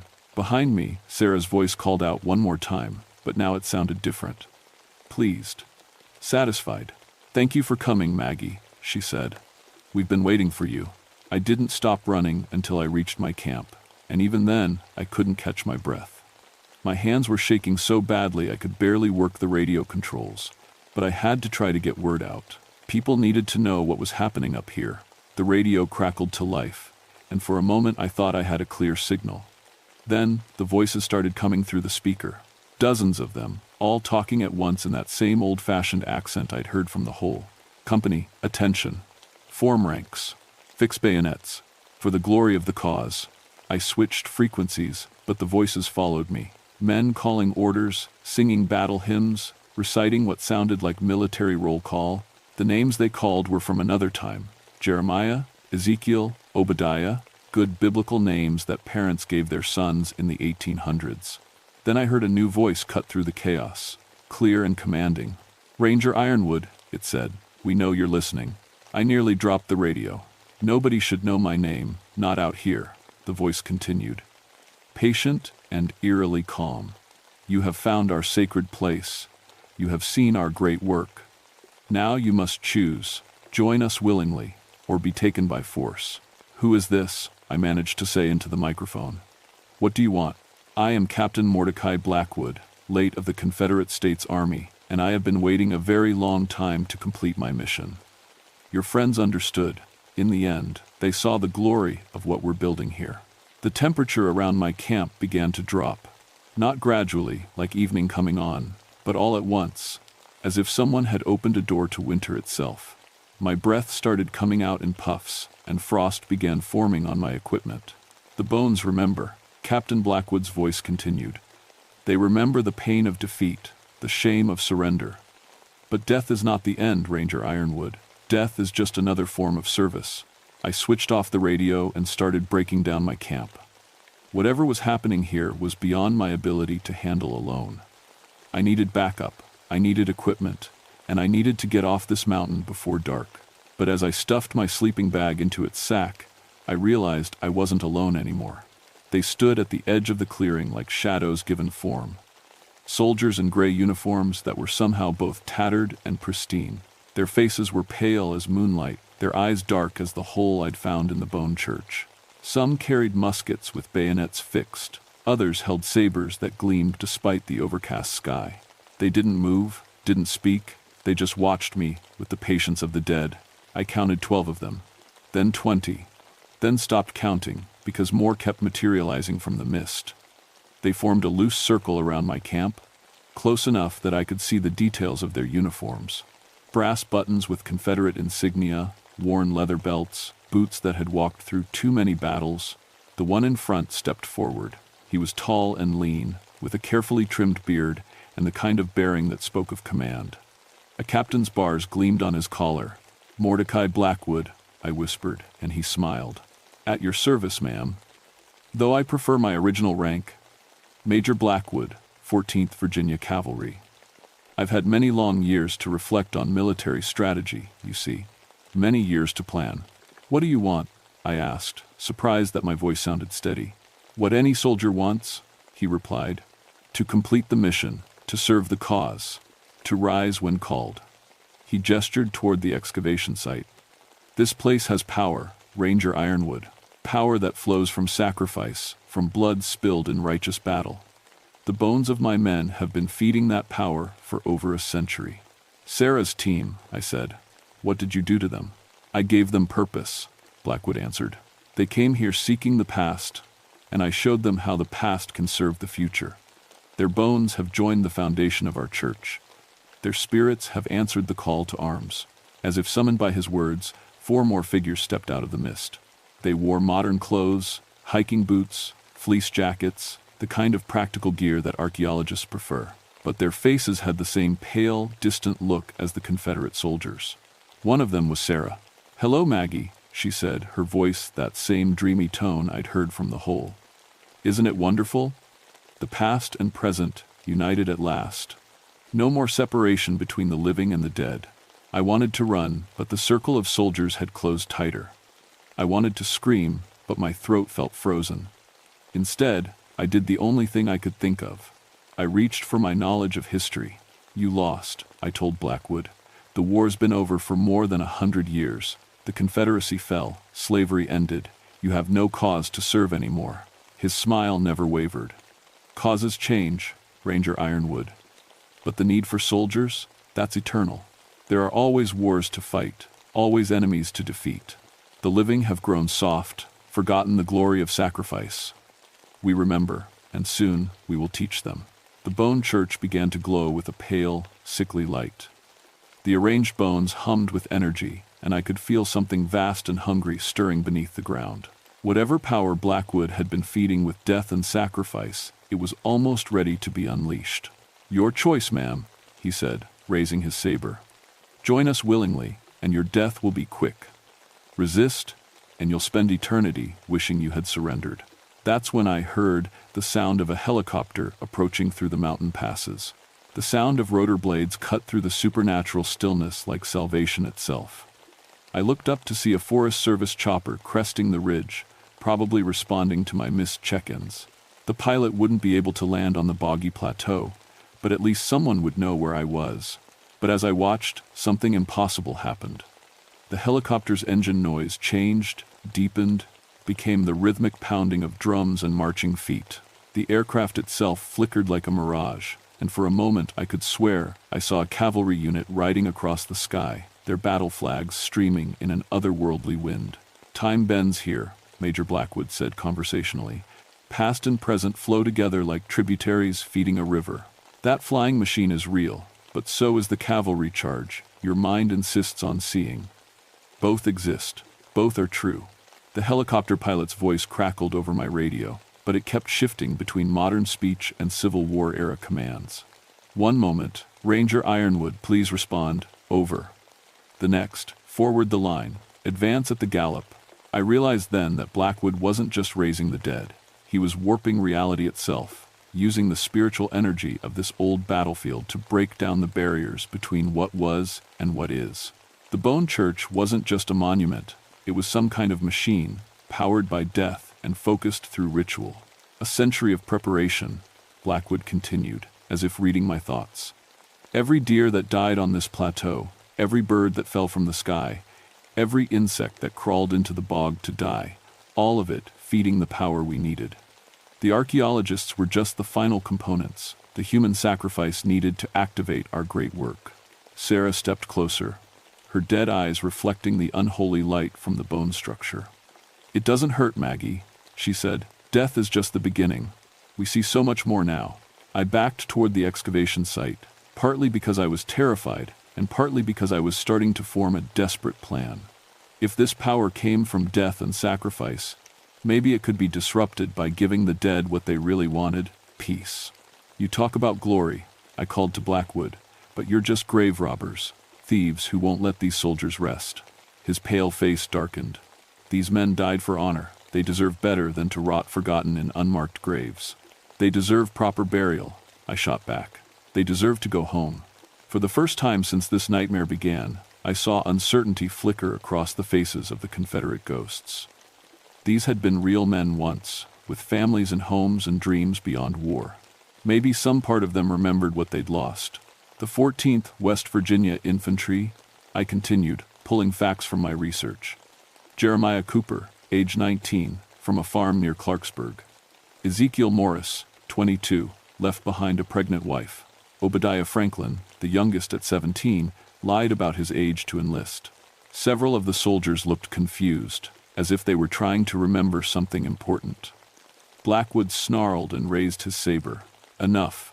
You will not poison my men with sentiment. He lunged at me, the blade whistling through the air where my head had been a second before. I dove sideways, rolled, and came up running toward the Bone Church. If I could disrupt the arrangement somehow, maybe break whatever ritual was powering this madness. But as I reached the entrance, a hand grabbed my ankle. Sarah, moving with unnatural speed and strength, dragged me down into the mud. Her grip felt like ice, and where her fingers touched my skin, numbness spread up my leg. The living don't understand, she hissed. Death is so much better. So much clearer. I kicked free and scrambled toward the central hole, the one where I'd first heard Sarah's voice. The opening was wider now, and the pale light was stronger. Looking down into it was like staring into the heart of something fundamentally wrong with the world. But I could see the bottom now. Maybe 30 feet down, carved chambers extended in all directions, and in those chambers, dozens of figures moved in slow procession. Confederate soldiers, Union soldiers, and what looked like much older remains. Native Americans, perhaps, from before European settlement. All of them bound together in Blackwood's army of the dead. Magnificent, isn't it? Blackwood appeared beside the hole, his saber now pointed at my throat. Centuries of death, unified under one command. We will march again, Ranger Ironwood. We will show the living what true sacrifice means. I thought of everything I knew about Civil War history, about the terrible price these mountains had paid in blood and suffering. Then I thought about the one thing that might reach these lost souls. Attention, I shouted in my best drill sergeant voice, the tone I'd learned from my grandfather who'd served in World War II. Every ghost in the clearing snapped to attention, including Blackwood. Old habits died hard, even for the dead. By order of the United States government, I continued, this engagement is concluded. The war is over. All personnel are hereby ordered to report for discharge and return to your homes. For a moment, blessed silence fell over the plateau. The Confederate soldiers looked confused, uncertain. Even Sarah seemed to waver, as if some part of her remembered being human. But Blackwood recovered quickly. False orders, he roared. This woman has no authority here. He swung his saber at my head, and I threw myself backward. The blade missed, but my momentum carried me over the edge of the hole. I fell 30 feet into the heart of the bone church, landing hard on a floor made from interwoven ribs and finger bones. The chambers down here were worse than anything I'd seen above ground. Every surface was covered with human remains, but these bones moved. They writhed and shifted like living things, reaching out to grab at me as I struggled to my feet. And in the center of it all stood the source of the power. A figure that might once have been human, but had long since become something else. Its body was held together by Civil War-era military equipment, brass buttons, leather straps, bits of uniform fabric. Its face was a skull wrapped in yellowed skin, and its eyes burned with the same pale fire that lit the bone church. "Welcome," it said in a voice like grinding tombstones. "I have been so very hungry." This was the real necromancer. Blackwood was just a servant. This thing had been feeding on death for generations, growing stronger with each sacrifice, building toward some terrible purpose. I ran. The bone chambers were a maze, but I had one advantage. I knew how to navigate by counting steps and memorizing turns. Even in my panic, my ranger training held. Left tunnel, 15 steps. Right branch, 30 steps. Narrow passage, duck low, 22 steps. Behind me, the necromancer gave chase, its bone servants clacking and scraping as they followed. I could hear Blackwood's voice echoing from above, calling orders to his ghost soldiers. They were sealing off the exits, making sure I couldn't escape. But I wasn't trying to escape. I was looking for the source.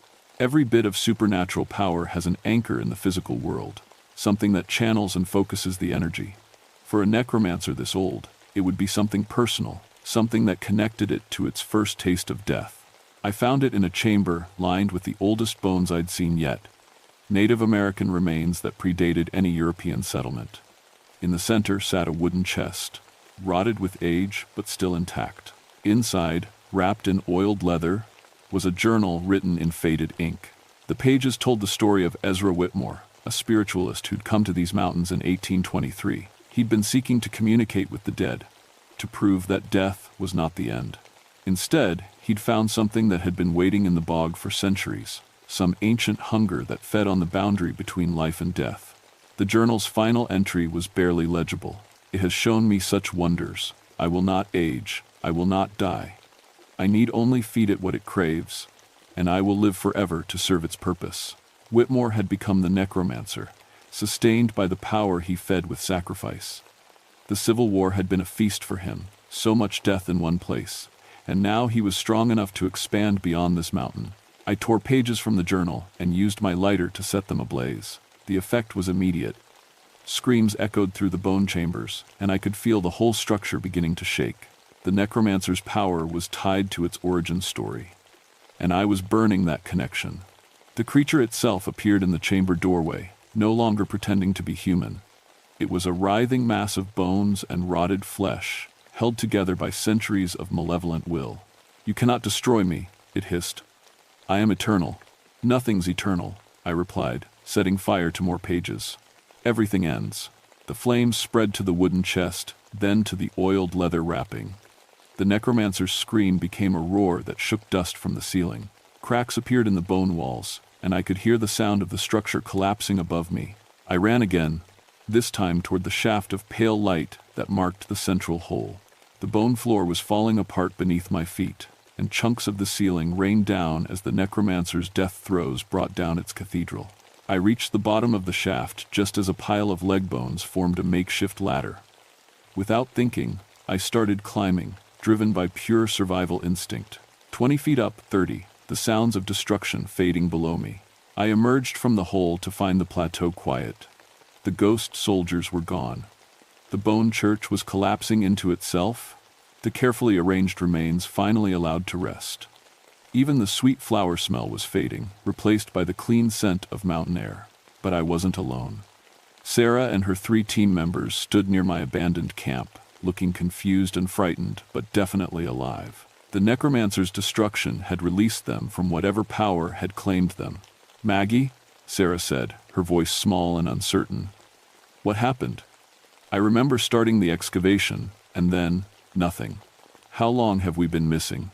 I helped them gather their scattered equipment, while I tried to figure out how to explain what had happened. In the end, I settled for a version of the truth. Gas leak, I told them. Natural methane seepage from the bog. It can cause hallucinations, memory loss, disorientation. You've been wandering around confused for 5 days. It wasn't entirely a lie. The bog did produce methane, and people did sometimes have strange experiences in places where the barriers between worlds wore thin. Sarah's team accepted the explanation, grateful to be alive and eager to get off the mountain. We hiked out together that evening, and I filed my official report the next week. Archaeological excavation suspended due to hazardous gas emissions. Area closed to public access pending environmental assessment. That was 6 months ago. I still work the Dolly Sods wilderness, but I pay closer attention now to the old stories the local people tell. Stories about places where the dead don't rest easy. Stories about mountains that remember too much. The excavation site is officially off limits, but I check on it every few weeks. The ground has settled into a natural-looking depression, and grass is starting to grow over the disturbed earth. The bones are finally at rest. Mostly. Sometimes, when the mist is heavy and the wind is just right, I can still hear distant drums echoing across the plateau. On those days, I make sure to be somewhere else before nightfall. Because I learned something important in those bone chambers beneath Dolly Sods, some hungers are too old and too strong to ever completely die. They just wait for someone foolish enough to feed them again. And there are a lot of old battlefields in these mountains. A lot of places where people died violent deaths and were never properly laid to rest. The necromancer of Dolly Sods is gone, but the power it tapped into, that's still there, sleeping in the bog, waiting for the right combination of death and desperation to wake it up again. I've started keeping a list of sites to watch, places where the temperature runs a few degrees warmer than it should, places where animals avoid walking, where plants grow in strange patterns, where the local people still whisper about things that walk when they shouldn't. Because, if I learned anything from my encounter with Major Blackwood and his army of the dead, it's that the past is never really past in these mountains. It just waits, patient as stone, for its chance to rise again.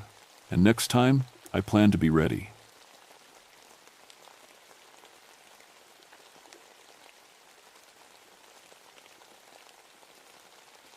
My name is Robert Wildwood, but everyone calls me Bobby. I've been a ranger at Jefferson National Forest for 20 years now, and in all that time, I never believed in ghost stories or devil dogs or any of that nonsense the old-timers used to talk about around their fires. I should have listened. I worked the Mount Rogers area in Virginia, way up in the high country where the wild ponies roam and the air gets thin. It's beautiful country, don't get me wrong. Rolling meadows stretch between ancient mountains, and on clear days you can see for miles. But it's also lonely country. The nearest farm is 20 miles down winding mountain roads, and cell phone service is spotty at best. My job is predator management and livestock protection. Sounds fancy, but really it means I'm the guy farmers call when something's been killing their cattle. Could be bears, could be coyotes, could be wild dogs. I've seen it all in 2 decades of tracking through these mountains. I grew up on a farm myself, down in the valley before I took this job. My daddy taught me to read tracks like other folks read books. I can tell you how old a track is, what the animal was doing when it made it, and where it was probably headed. It's not magic, just patience and practice. The farmers around here, they're good people. Families that have been working this land for 5-6 generations. They know these mountains like the back of their hands, and they don't spook easy. When old Marcus Hillman called me in October of 1986, his voice was different. Scared maybe, though Marcus had never been scared of anything in his 63 years. "Bobby," he said over the crackling phone line, "I need you up here. Something's been at my cattle, and it ain't like anything I've seen before." I loaded my truck with the usual gear, plaster for making casts of tracks, camera, rifle, first aid kit. The drive to Marcus's place takes about an hour on good days, longer when the weather's bad. That particular morning was unseasonably warm for October, one of those strange days when the mountains can't decide if it's summer or winter. When I got to Marcus's farm, I could see the problem right away. 3 head of Angus cattle lay dead in his high pasture, and they hadn't died easy. I've seen bear kills and coyote kills, but this was different. The wounds were too clean, too precise. Whatever had done this knew exactly what it was doing. Marcus met me at the fence line. He was a big man, hands like ham hocks from a lifetime of farm work. But his hands were shaking as he lit his cigarette. "Started 3 weeks ago," he said, not looking at me. "Lost 1 cow, then 2 more the next week. Now this." He gestured at the bodies in his field. "Whatever's doing it, it's getting bolder." I walked among the dead cattle, taking pictures and notes. The bite marks were massive, bigger than any dog breed I knew. But the strangest thing was how the bodies were arranged. They formed a rough circle, heads pointing inward like they were protecting something in the center. "Marcus," I said, "did you move these cattle at all?" He shook his head. "Found them just like that this morning. Damnedest thing I ever saw." That's when I noticed the tracks. They were in the soft mud near the water trough, clear as day. Dog prints, but enormous, the biggest I'd ever seen. I made casts and took measurements. 6 inches long, 4 inches wide. Whatever made these tracks would have stood waist-high to a man. "You see any strange dogs around lately?" I asked. "Maybe somebody's dog got loose?" Marcus laughed, but there was no humor in it. "Bobby, ain't no dog around here that big, and even if there was, how do you explain this?" He led me to his fence line. The barbed wire was torn apart, but not cut. It looked like it had been pulled apart by hand or paw. The metal was twisted and bent in ways that would take incredible strength. As we stood there looking at the damaged fence, the wild ponies that usually grazed in the area came trotting over the ridge. But instead of heading down toward the water like they always did, they stopped dead. Their ears were back, and they were snorting and stamping. Then, all at once, they turned and galloped away. "Been doing that for weeks now," Marcus said. "Won't come near this pasture anymore." Animals know things, Bobby. They can sense when something ain't right. I spent the rest of that day looking for more tracks, checking the surrounding area. The trail led up into the timber, toward the old Cherokee hunting grounds high on the mountain. But after about a mile, the tracks just stopped. Not like the animal had jumped to rocks or hard ground, they just ended, like whatever made them had vanished into thin air. Driving home that evening, I tried to make sense of what I'd seen. In 20 years of this work, I'd never encountered anything like it. The size of the tracks, the strength needed to tear through that fence, the way the cattle were arranged, none of it fit any normal predator pattern. But I'm a practical man. There had to be a logical explanation. Maybe it was a bear, though the tracks were all wrong. Maybe it was wild dogs, though I'd never seen any that large. Maybe somebody was keeping an illegal exotic pet that had gotten loose. I set up trail cameras around Marcus's property and the surrounding area. If something was out there, I'd get pictures of it. Then we'd know what we were dealing with. I should have known it wouldn't be that simple. The trail cameras malfunctioned. All of them. I checked them after 3 days, expecting to find photos of whatever had been killing the cattle. Instead, I found images that made no sense. Heat signatures that showed up as massive shapes, but when the regular camera fired a second later, there was nothing there. Just empty forest.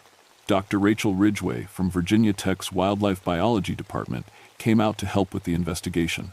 She was young, maybe 30, with short, dark hair and the kind of confidence that comes from years of studying dangerous animals. Rachel had worked with wolf reintroduction programs in other states and knew more about large predator behavior than anyone else I could think of. "The tracks are definitely canine," she said, examining my plaster casts, "but the size is impossible. The largest wolf on record wouldn't make prints this big." We were sitting in my office at the ranger station, going over all the evidence I'd collected. Outside, an early winter storm was blowing through, bringing the first real cold snap of the season. "Could be a hybrid," I suggested. "Wolf-dog cross, maybe escaped from somewhere." Rachel shook her head. "Even then, the proportions are wrong. Look at the stride length compared to the paw size. This animal would have to be built like nothing I've ever seen." That's when my radio crackled to life. It was Marcus, and he was shouting, "Bobby, Bobby, you there?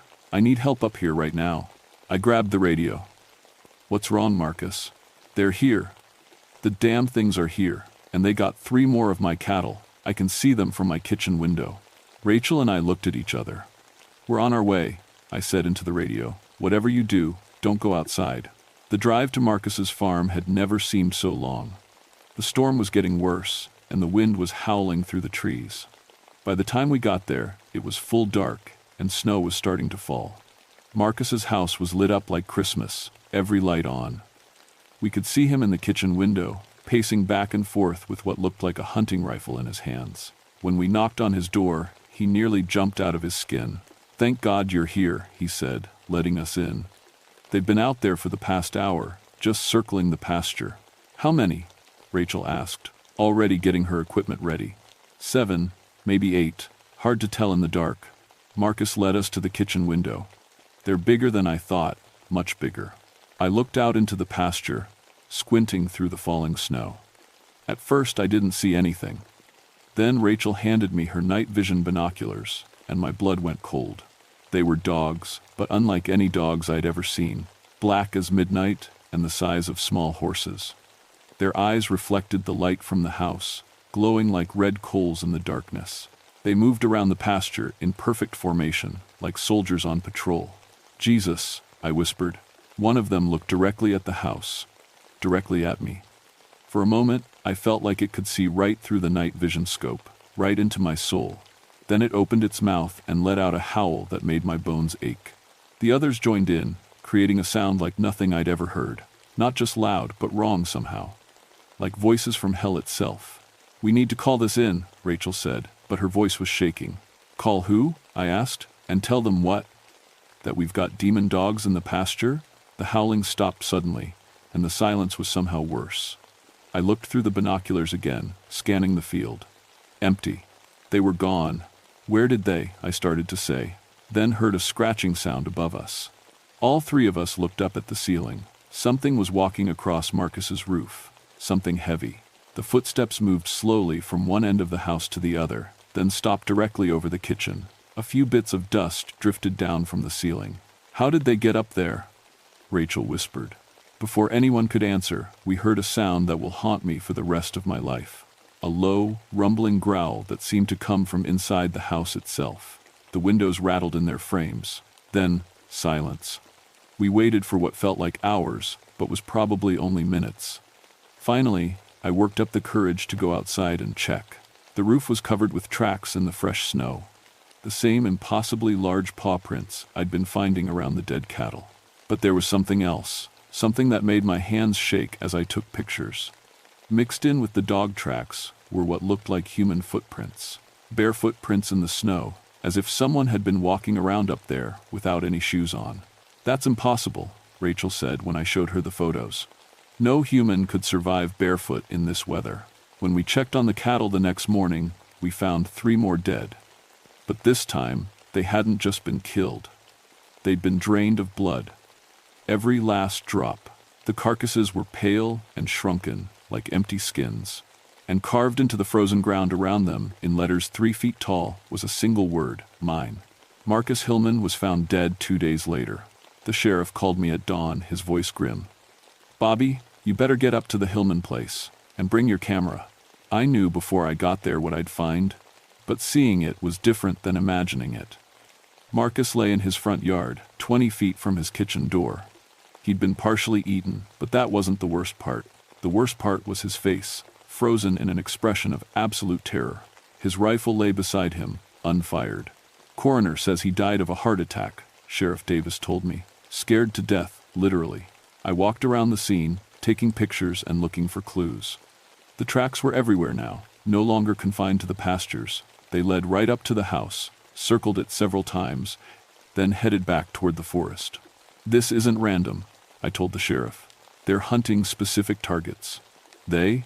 I showed him the photographs from the night before, the images of the massive dogs in the pasture. His face went pale. "How many other farmers in this area?" he asked. 3 more with livestock in the high pastures," I said. "The Jensen place, the Coopers, and old Bill Travers up on White Top Mountain. Better warn them."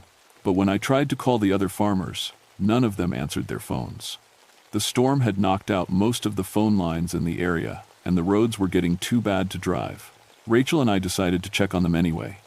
We took my 4-wheel drive truck and a portable radio, though I wasn't sure how much good either would do us. The Jensen farm was first. We found the house empty and 3 dead cattle in the field, arranged in that same circular pattern. No sign of the family. At the Cooper place, we found something worse. The farmhouse had been ransacked, furniture overturned and windows broken. There was blood on the kitchen floor, but no bodies. "They took them," Rachel said, her voice barely a whisper. "Took them where?" She pointed to tracks leading from the house toward the deep woods. Human footprints and dog prints, side by side, like they were walking together. That's when I realized what we were really dealing with. These weren't just animals killing livestock. They were something else entirely. Something that could think and plan and hunt humans like prey. The radio in my truck crackled to life. It was Bill Travers, and he was screaming, "Anybody out there? Anybody? They got me surrounded up here. They're trying to get in the house." I grabbed the radio. "Bill, this is Bobby Wildwood. Where are you exactly?" "Up on Whitetop, in the old cabin near Devil's Den. They've been howling outside for hours, and now they're scratching at the walls." "Hang tight, Bill. We're coming." But even as I said it, I knew we might be too late. Whitetop Mountain was an hour's drive in good weather, and the storm was getting worse. We made it about halfway before we had to stop.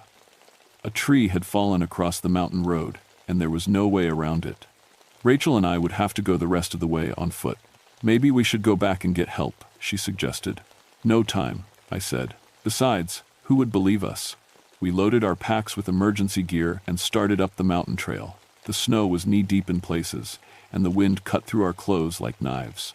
But we kept going, following the old Cherokee trail that hunters had used for hundreds of years. That's when I started to understand the real truth about these mountains. The Cherokee hadn't just hunted here. They'd hidden things, sacred things, dangerous things, things that were meant to stay buried. We found evidence of it as we climbed. Stone markers carved with symbols I didn't recognize, old burial mounds covered with trees, and everywhere, that feeling of being watched. "Bobby," Rachel said, stopping suddenly. "Listen." I stopped and held my breath. In the distance, carried on the wind, I could hear howling. But it wasn't coming from ahead of us, where Bill's cabin was. It was coming from behind us, from the direction we'd just come. "They're hurting us," I realized, driving us toward something. That's when we saw the lights, not electric lights, but fires. Dozens of them, scattered through the forest ahead of us. They flickered and danced like torches, but there was no one holding them. "What is this place?" Rachel whispered. I pulled out my map and tried to figure out where we were. According to the topographical survey, we were standing in an area called Devil's Den, a depression in the mountainside where local legends said the Cherokee had once fought a great battle against evil spirits. The same place where Bill had said he was trapped. As we got closer to the fires, I could see they weren't natural flames at all. They were cold, blue-white lights that gave off no heat. And standing around them, like sentries on guard duty, were the dogs. 7 of them, just like Marcus had said. Bigger than any wolf, with eyes that glowed like hot coals. They were waiting for us. But the strangest thing was what lay in the center of their circle. Wooden boxes, old and rotted, with metal bands around them. Treasure chests, like something out of a pirate movie. "Civil War gold," I whispered, remembering the stories my grandfather used to tell. Confederate treasure hidden in these mountains when the war ended. One of the dogs raised its head and looked directly at me. When it opened its mouth, words came out. Human words, in a voice like grinding stone. "You will not take what is ours." That's when I knew we weren't dealing with animals at all. We were dealing with guardians. Supernatural protectors of something that had been hidden in these mountains for over 100 years. And they would kill anyone who tried to find it. The lead dog stepped forward, and I could see it clearly for the first time. It was massive, standing nearly 4 feet at the shoulder, with fur so black it seemed to absorb light. But its eyes were the worst part, intelligent, ancient, and filled with purpose. "The treasure must remain hidden," it said in that grinding stone voice, "as it has for 123 years. "We're not here for gold," I said, surprised that my voice worked at all. "We're looking for Bill Travers. A man who's lost up here." The creature tilted its massive head. "The old one? He has seen what should not be seen. He knows what should not be known. Where is he?" Instead of answering, the dog gestured with its snout toward a cluster of rocks about 50 yards away. That's when I saw the cabin, a tiny hunting shack built into the mountainside, almost invisible in the swirling snow. And standing in front of it, perfectly still, was Bill Travers. "Bill!" Rachel called out, starting toward him. "No." I grabbed her arm. Something was wrong with the way Bill was standing. Too straight, too motionless. Like a statue. The lead dog's lips pulled back in what might have been a smile, showing teeth like railroad spikes. He chose to stay, to become guardian, like us. That's when Bill turned around, and I saw his eyes. They glowed with the same red light as the dog's. His face was pale as death, but he was still breathing, still alive, but changed. "Hello, Bobby," he said in a voice that was his, but also wasn't. "I've been waiting for you." "What did you do to him?" Rachel demanded. "We offered him a choice," the lead dog said. "Serve as guardian of the treasure or die defending it. He chose service." "I chose survival," Bill corrected, walking toward us with movements too fluid, too controlled. "These mountains hold secrets, Bobby.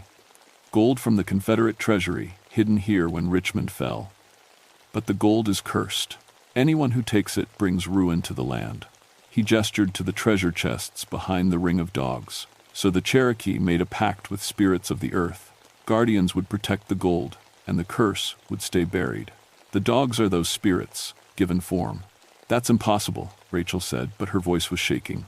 Bill laughed, and the sound was like wind through dead leaves. "Is it? You've seen them.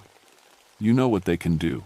The storm was getting worse, and I realized we were running out of time. If we didn't get off this mountain soon, we'd freeze to death up here. But the dogs weren't going to let us leave. Not now that we knew their secret. "What do you want from us?" I asked. The lead dog stepped closer, close enough that I could feel the cold radiating from its body. "The same choice we offered him. Join us or die. And if we join you, you become guardians. You help protect what must remain hidden. You live forever, serving the mountain." I looked at Rachel, saw the fear in her eyes. But I also saw something else. Determination. She wasn't going to give up without a fight. "There's a third option," I said, pulling my rifle from my shoulder. The lead dog's eyes flared brighter. "Iron cannot harm us. We are not flesh." "Maybe not," I said, aiming at one of the treasure chests instead of the dog. "But I bet you don't want this gold scattered across the mountainside." All 7 dogs growled at once, the sound like an earthquake. The blue flames around the treasure chests flared higher. "You would not dare. Try me." For a long moment, we stared at each other. The storm howled around us, and the supernatural fires cast dancing shadows on the snow. I could feel the weight of centuries pressing down on this place, the accumulated power of whatever pact the Cherokee had made. Then Bill spoke up. "There's another way, Bobby. The gold doesn't have to stay here forever. It just has to be properly reburied. Somewhere sacred, somewhere the curse can sleep." "Silence," the lead dog snarled, but I could see uncertainty in its glowing eyes. "The Cherokee burial ground," Bill continued, ignoring the dog. "Down in the valley. If the treasure is taken there and buried with the proper rituals, the guardians can rest. The curse will be broken." "Is that true?" I asked the lead dog. It was quiet for so long I thought it wouldn't answer. Then, slowly, it nodded. "If the white man's gold returns to the earth where our ancestors sleep, we can find peace. But it must be done willingly by those who have seen our truth." I looked at Rachel again. She gave me a small nod. "All right," I said, lowering my rifle. "We'll help you move the treasure. But Bill comes with us. And no more killing." The lead dog considered this. "Agreed, but know this. If you betray us, if you try to take even a single coin, we will hunt you forever." It took us 3 trips to move all the treasure chests down to the Cherokee burial ground in the valley. Bill helped, though he was different now. Stronger than a man his age should be, and his eyes still held that red glow in the dark. The burial ground was on my ranger station's property, a small grove of ancient oaks that had been protected by federal law for decades. The Cherokee had used it for over 1,000 years before European settlers arrived. We dug through the night, taking turns with shovels while the demon dogs watched from the edge of the trees. The hole had to be deep, 12 feet down, to ensure the treasure would stay buried. When we lowered the last chest into the ground, something changed. The air itself felt lighter, like a weight I hadn't even known I was carrying had been lifted. The dogs stepped forward, and I could see they were fading, becoming translucent. "It is finished," the lead dog said, its voice already growing distant. "The pact is fulfilled." One by one, they dissolved into mist and shadow, until only their glowing eyes remained. Then even those winked out, and they were gone. Bill collapsed to his knees in the snow, gasping. When he looked up at us, his eyes were normal again, tired and confused. "But human, what happened?" he asked. "Last thing I remember, I was in my cabin, and those things were scratching at the door." Rachel and I helped him to his feet. "It's over," I told him. "You're safe now." We filled in the grave and marked it with a simple stone cairn. To anyone who might find it later, it would just look like an old Cherokee burial site.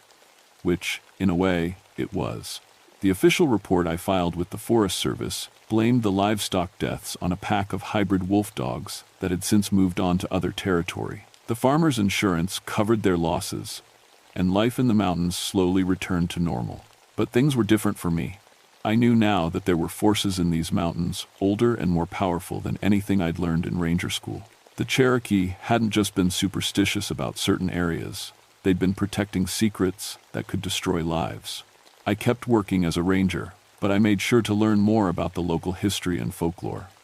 I studied the old stories, the sacred sites, the places where legend said the spirits still walked.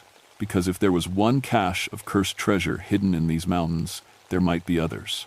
And if there were other guardians, other supernatural protectors of ancient secrets, I wanted to be ready. 3 months after that night at Devil's Den, I got a call from a farmer down in Tennessee. He was losing cattle to something that killed like a pack of wolves, but left tracks bigger than any wolf ever made. I packed my gear and headed south, wondering what other secrets were buried in the Appalachian Mountains, and what other guardians were waiting in the darkness, protecting treasures that should never see the light of day. The work of a forest ranger is never really done, especially when your job includes keeping the peace between the living world and the dead. My name is Robert Wildwood, and I've seen things in Jefferson National Forest that would make most people quit their jobs and move to the city. But these mountains are my home, and someone has to stand watch over the secrets they keep, even if those secrets have teeth.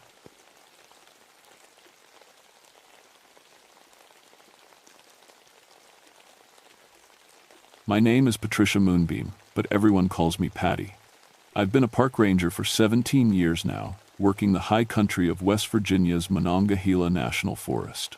Most folks think ranger work is all campfire safety talks and bear warnings, but I've got a PhD in botany and spend most of my time studying the strange plants that grow up in our mountain bogs. Never believed in witch lights until they started following me home.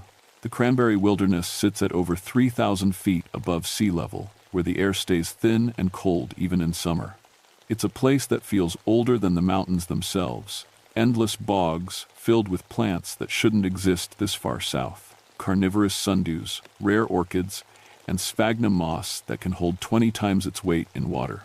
I've cataloged over 200 species up there that most botanists only read about in textbooks. My specialty is medicinal plants. Spent 3 years in the Peace Corps in Guatemala, learning how indigenous people used local flora for healing. When I came back to West Virginia, I found the Cherokee had similar traditions in these mountains.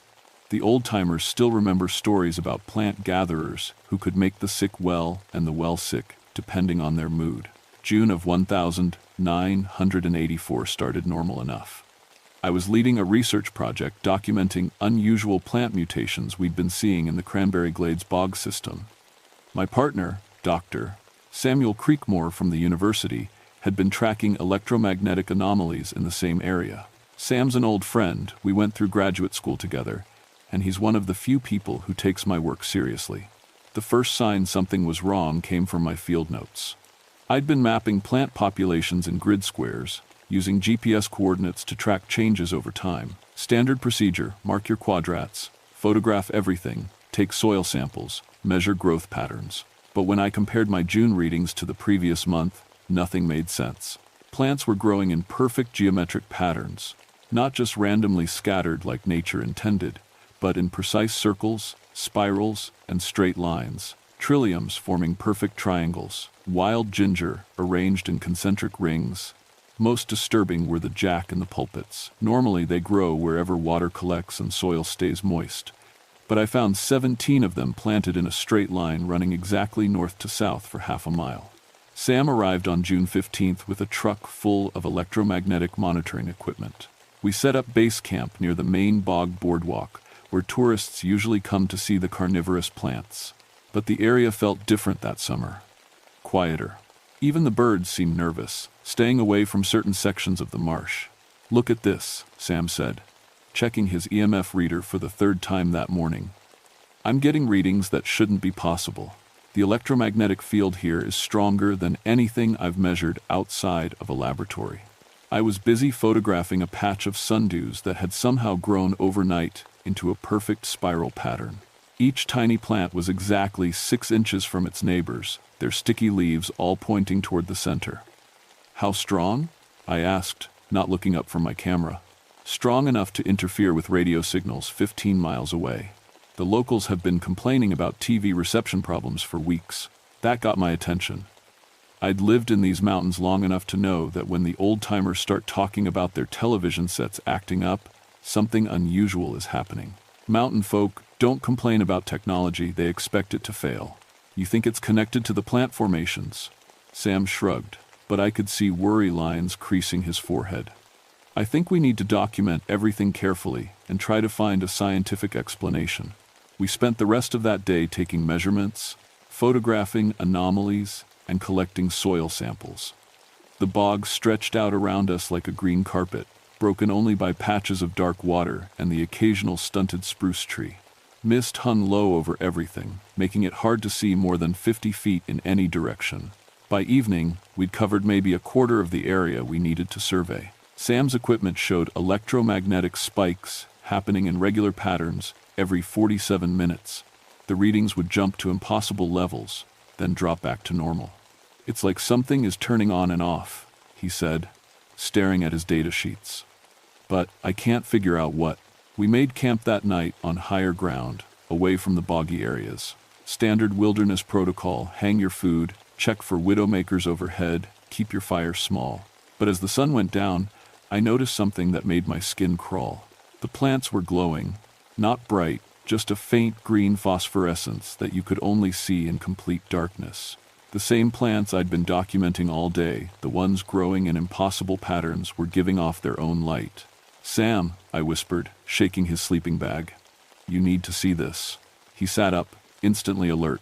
Rangers learn to wake up fast. "What is it?" I pointed toward the bog. In the darkness, we could see dozens of soft green lights scattered across the marsh, pulsing slowly like distant fireflies. But fireflies move randomly, chaotically. These lights were pulsing in unison, like they were all connected to the same electrical circuit. "Jesus Christ," Sam breathed. "How is that possible?"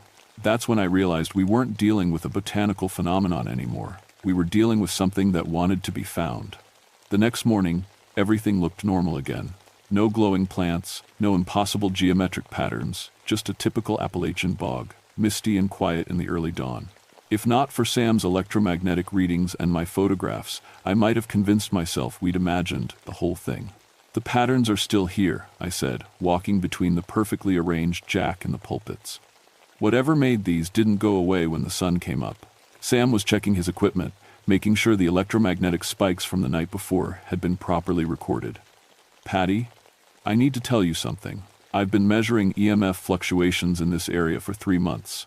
They started small, but they're getting stronger. Why didn't you mention this yesterday?" "Because I wanted to see if you'd noticed the same things I did." He looked up from his instruments, and I could see fear in his eyes. The electromagnetic activity corresponds exactly with the plant formations. Every time we get a spike, new growth appears in geometric patterns. I felt something cold settle in my stomach. In 17 years of botanical research, I'd never encountered anything that could make plants grow on command. "That's not possible, Sam. Plants don't respond to electromagnetic fields that way." "These do." We spent the morning expanding our survey area, moving deeper into the bog system. The further we went from the main boardwalk, the stranger things became. We found carnivorous plants growing in perfect squares, wild orchids arranged in spirals, and patches of moss that had somehow grown overnight to spell out what looked like letters in some ancient alphabet. "Look at this," I called to Sam from about 50 yards away. I was standing next to a cluster of pitcher plants that had grown into the shape of a 5-pointed star. Each plant was exactly the same size, and their hollow chambers all pointed toward the center. That's when we heard the scream. It came from somewhere behind us, back toward our base camp. a woman's voice, high and terrified, echoing across the bog. Sam and I looked at each other for one frozen moment, then started running. We found Jennifer Walsh, a graduate student from the university, standing knee-deep in murky bog water about 100 yards from our tents. She was staring straight ahead, not moving, not responding to our calls. Her pupils were dilated so wide that her eyes looked completely black. "Jenny," Sam splashed into the water, trying to reach her. "What happened? Can you hear me?" She didn't answer, didn't even blink, just stood there like a statue, staring at something we couldn't see. I grabbed her arm and pulled. Her skin felt ice cold, even though the morning was warm. "Help me get her out of the water," I told Sam. It took both of us to lift her. Jenny was a small woman, maybe 120 pounds, but her body had gone completely rigid. We carried her to dry ground and wrapped her in sleeping bags, but she never stopped staring at that spot in the bog. "Jenny, what did you see?" I asked, kneeling beside her. "What's out there?" For the first time since we'd found her, she moved. Her head turned slowly toward me, and when she spoke, her voice sounded like it was coming from somewhere far away. "The lights," she whispered. "They're beautiful. They want me to come back." Sam was already on his radio, calling for emergency medical evacuation. But the radio just crackled with static. No matter what frequency he tried, he couldn't reach anyone. "The electromagnetic interference is too strong," he said. "We'll have to carry her out ourselves." That's when I noticed the plants around us were moving. Not growing, moving. The jack-in-the-pulpits were turning their hooded flowers toward Jenny like they were watching her. The sundews were extending their sticky leaves in her direction. Even the sphagnum moss seemed to be creeping closer to where she lay. "Sam," I said quietly, "we need to leave. Right now." But Jenny suddenly sat up, her black eyes fixed on something behind us. "They're coming," she said. "The lights are coming back." I turned around and felt my blood freeze. Across the bog, maybe 200 yards away, green lights were beginning to appear. Not the soft phosphorescence we'd seen the night before. These were bright, pulsing orbs floating about 6 feet off the ground.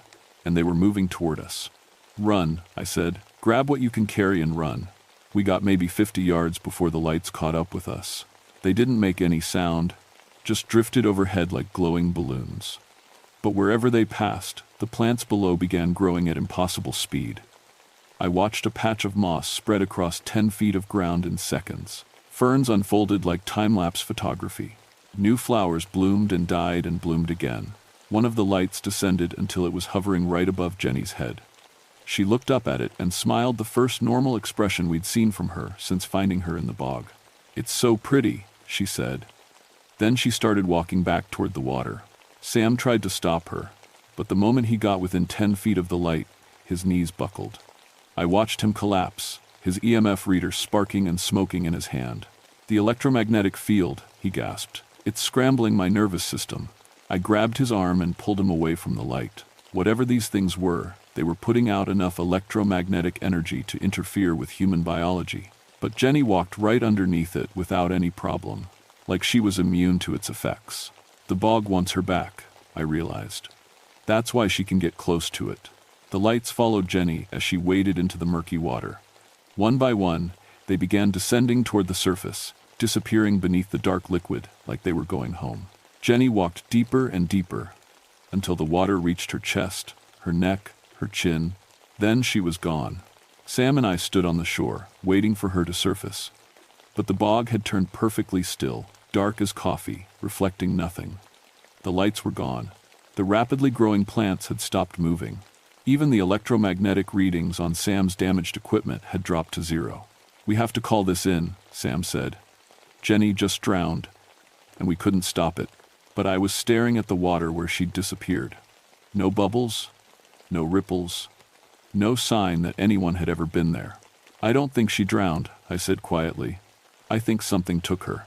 The search and rescue team arrived 6 hours later, after we'd hiked 15 miles to the nearest ranger station with working radio equipment. By the time we got back to the bog with professional divers and recovery equipment, the sun was setting. They found no trace of Jenny Walsh. No body, no clothing, no sign she'd ever been in the water. The dive team said the bog was only 8 feet deep where we'd seen her disappear, with a soft bottom that should have preserved footprints for days. But the mud showed nothing. "Are you sure this is where it happened?" asked Tom Brennan, the lead search coordinator. He'd known me for 10 years, and I could see doubt creeping into his eyes. "I'm sure," I said. "Jenny walked into the water right there, and she never came back out. But there's no evidence, Patty. No disturbance in the sediment, no personal items, nothing." Sam backed me up, showing Tom the electromagnetic readings from that morning. But the data made no sense to anyone without a background in physics, and Tom was starting to look at both of us like we'd suffered some kind of stress-induced hallucination. The official search continued for 3 days. Divers checked every inch of water. Ground teams walked grid patterns through the surrounding forest. A helicopter with thermal imaging flew search patterns over 50 square miles. Jenny Walsh had simply vanished. On the 4th day, they found her backpack. It was sitting on the bog boardwalk, exactly where visitors usually start their nature walks, completely dry, despite 3 days of rain. Inside were her field notes, her camera, and a thermos still warm with coffee. Like she'd just set it down and walked away. But the photographs on her camera told a different story. "Look at these," Sam said, scrolling through Jenny's digital images. We were in my ranger station, going through her equipment while the search teams packed up outside. The first dozen photos showed normal botanical documentation, close-ups of carnivorous plants, wide shots of the bog ecosystem, standard research imagery. But then the pictures began changing. Photo by photo, the plants in Jenny's images were rearranging themselves. The same patch of sundews, photographed over several hours, showed the tiny plants literally moving into geometric formations. In one image, they were scattered randomly. In the next, they formed a rough circle. By the final photo, they had created a perfect spiral pattern with mathematical precision. "This is impossible," I said. "Plants don't move like this. Not in hours, not in days. Some of these species can take weeks to show any growth at all." But the timestamp on the photos didn't lie.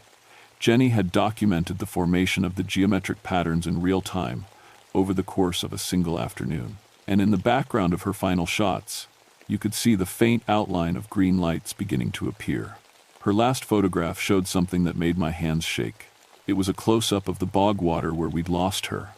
But instead of the dark, murky surface we remembered, the image showed clear water with something glowing far beneath. Shapes that might have been plants, or might have been something else entirely. And in the very center of the frame, a pale human figure with arms outstretched, floating peacefully in the underwater glow. Jenny had photographed her own drowning from above, then somehow placed her camera back in her backpack on the boardwalk. "We need to leave this place," Sam said quietly. "Whatever's happening here, it's beyond anything we can study or understand." But I couldn't let it go. In 17 years as a ranger, I'd never walked away from a case without answers. People didn't just disappear in my wilderness. And they certainly didn't take pictures of their own deaths. That night, I went back to the bog alone. I parked my truck at the main trailhead and hiked the 2 miles to the boardwalk by moonlight. Standard wilderness protocol said never to work alone, especially after dark. But I needed to see the place without search teams and helicopters disrupting whatever was happening there. The bog was different at night, alive in ways I'd never noticed during daylight hours. The water moved with tiny currents that followed no pattern I could identify. Plants rustled without any wind, and every few minutes I could hear sounds like whispers coming from deep beneath the surface. I set up my equipment on the same spot where we'd lost Jenny.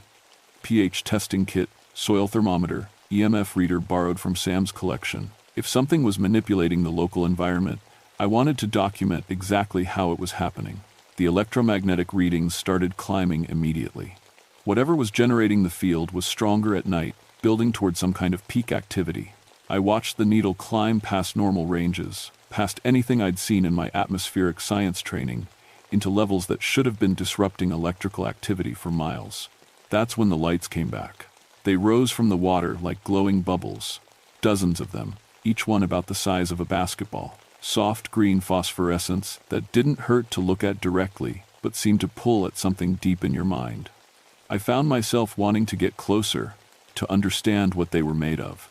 The lights began moving in formation, creating patterns in the air above the bog. Spirals, figure eights, complex geometric shapes that reminded me of the plant arrangements we'd been finding. They were trying to communicate something, I realized, showing me the same mathematical relationships that had been appearing in the flora. I started taking pictures, documenting everything.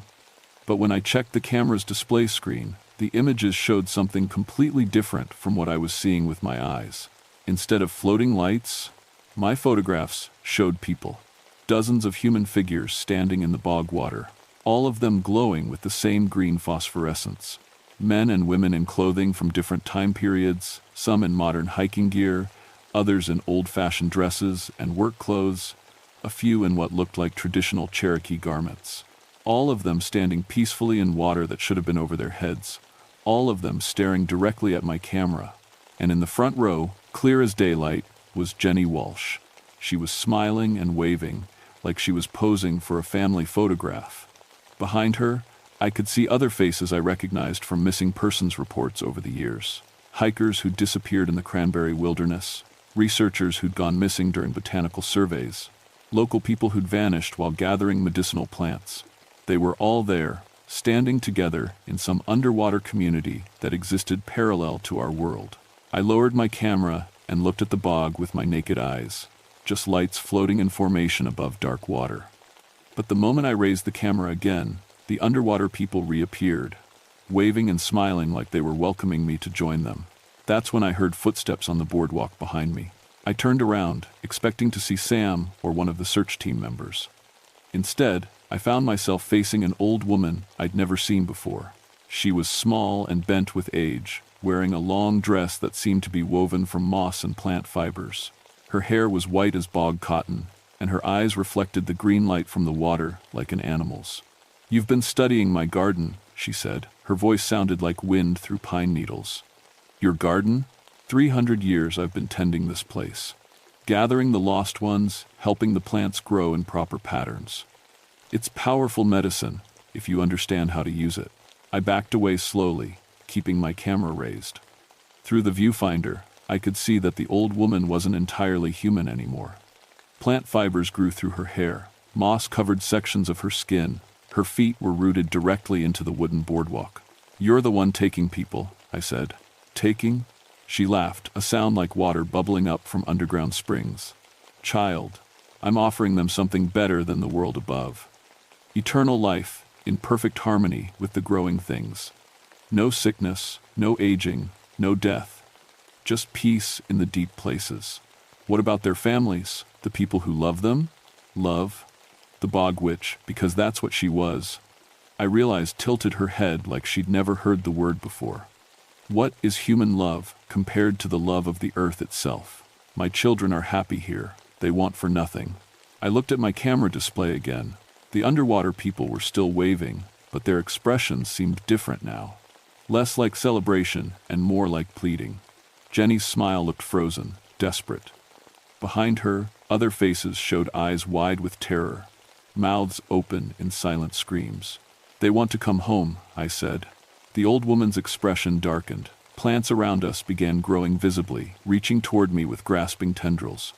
"You understand nothing about the gifts I offer, but you will learn." The electromagnetic field spiked so hard that my camera sparked and died. The bog lights brightened until they were painful to look at, and from somewhere beneath the water, I heard voices calling my name. I ran. I made it back to my truck and spent the rest of the night researching everything I could find about the cranberry wilderness. Historical records, Cherokee oral traditions, geological surveys, missing persons reports dating back to the early 1800s. By dawn, I had a clearer picture of what we were dealing with. The bog witch wasn't lying about her age. Local Cherokee stories mentioned a powerful medicine woman who had lived in the high mountain wetlands for centuries, sustained by spiritual communion with the plant spirits. She was known as a healer who could cure any illness, but also as someone who demanded payment for her services. The stories said she collected people who ventured too deep into her territory, keeping them as eternal servants in her underwater realm. More importantly, I found the key to stopping her. According to the traditional accounts, the bog witch's power came from her connection to 7 sacred plants that grew only in the cranberry glades. Each plant anchored her spirit to the physical world, and she used their combined energy to manipulate the entire ecosystem. But if someone could identify and destroy all 7 anchor plants, her hold on the bog would be broken. The Cherokee had tried this once, in 1842, when too many of their medicine gatherers had disappeared. They'd sent a team of 7 warriors to find and destroy the anchor plants. Only one man came back, and he spent the rest of his life warning people to stay away from the high bogs during new moon periods. But he'd also left detailed descriptions of what the anchor plants looked like and where to find them.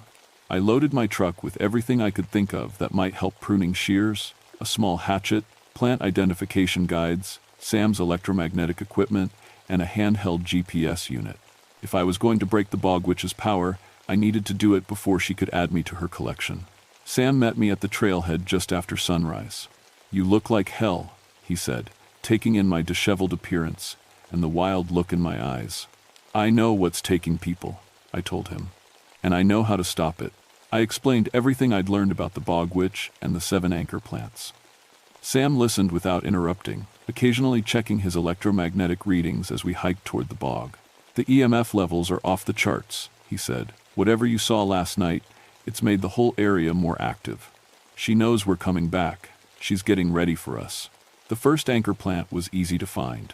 According to the Cherokee descriptions, it would be a pitcher plant growing alone, larger than any normal specimen, with 7 distinct chambers instead of the usual 1 or 2. We found it exactly where the historical accounts said it would be, on a small island of solid ground, in the middle of the bog's deepest section. The plant was beautiful and terrible, nearly 4 feet tall, with chambers that seemed to glow with their own inner light. As I approached with my pruning shears, the chambers opened and closed like hungry mouths, and I could hear what sounded like whispers coming from deep inside them. "Are you sure about this?" Sam asked. I cut through the stem with one clean slice. The plant let out a sound like screaming wind, and every light in the bog pulsed once, very brightly, then dimmed. The electromagnetic readings on Sam's equipment dropped noticeably. "1 down," I said. 6 to go. The second plant was a sundew formation. Hundreds of tiny carnivorous plants growing in a perfect spiral, their sticky leaves all pointing toward a central cluster that was easily 10 times larger than any sundew had a right to be. When I started cutting through the anchor plant at the center, the smaller ones began writhing like they were in pain. By the time I destroyed the third anchor plant, a wild ginger specimen with roots that descended impossibly deep into the bog, the witch was starting to fight back. The water began rising, slowly but steadily, making it harder to reach the remaining plants. Electromagnetic pulses strong enough to make our teeth ache rolled across the bog every few minutes. And the missing people began appearing. Not the peaceful underwater community I'd seen in my photographs, but desperate souls trying to warn us away. Jenny Walsh materialized near the 4th anchor plant, her form translucent and flickering. "Patty, get out of here," she said. Her voice sounded like it was coming from a great distance. "She's going to kill you both." "I'm trying to free you," I told her, cutting through another impossible plant formation. "You can't free us. We're part of her now, part of the bog. If you destroy her power, we'll die for real." That stopped me cold. "What do you mean?" "She doesn't just take people, Patty. She transforms them. We're not prisoners anymore. We're extensions of her will. Cut us off from the bog's energy, and we'll cease to exist." I looked at Sam, who was staring at Jenny's flickering form with horror. "There has to be another way," he said. But Jenny was already fading. "Find the 7th plant," she whispered. "The heart of her power. Maybe if you can control it instead of destroying it." She vanished, leaving us alone with the rising water and the growing electromagnetic interference. The 5th and 6th anchor plants were harder to find and harder to destroy. Each one we cut seemed to make the bog witch stronger, more desperate. The water was now knee-deep where it had been dry ground that morning. Strange lights moved beneath the surface, and we could hear voices calling to us from the depths. But I finally found the 7th plant, the one Jenny had called the heart of the witch's power. It was ancient beyond description, a massive oak tree that somehow grew directly out of the bog water, its roots spreading for hundreds of feet in all directions. But it wasn't just a tree. Looking closer, I could see that its trunk was partially human, with a woman's face embedded in the bark and arms that had become branches reaching toward the sky. The bog witch herself, transformed over centuries into something between plant and person, drawing power from the electromagnetic fields that ran deep beneath the mountains. "You came back," she said, her voice rustling through leaves that grew from her hair. "I wondered if you would have the courage." "I want you to let them go," I said, raising my hatchet. They are already gone, child. The people you knew are just memories now. But their essence lives on in my garden, part of something greater than any individual human life. That's not your choice to make. The bog witch smiled, showing teeth made of white birch bark. Everything grows, everything changes, everything dies and becomes something new. I simply guide the process, help lost souls find their proper place in the endless cycle. I swung the hatchet at her trunk. The blade bit deep, and she screamed with the voice of every person she'd ever taken. The bog erupted around us, water shooting up like geysers, plants growing and dying in seconds, electromagnetic energy crackling through the air like lightning. But instead of cutting all the way through, I stopped. Jenny's words echoed in my head. Maybe if you can control it instead of destroying it. What do you want? I asked the witch. Preservation, she said, her voice weaker now. The old knowledge is dying. The plants that could heal any illness, the traditions that kept humans in harmony with the natural world. I gathered people to preserve what would otherwise be lost, by stealing their lives, by offering them immortality. But perhaps, she paused, considering, perhaps there is another way. I lowered the hatchet. What kind of way? Become my successor, learn the true secrets of botanical medicine. Help me guide the bog without taking unwilling souls. The power needs a human anchor, someone who understands both worlds. Sam grabbed my arm. Patty, no, don't trust her. But I was thinking about Jenny's words, about all the missing people trapped in the bog's supernatural ecosystem.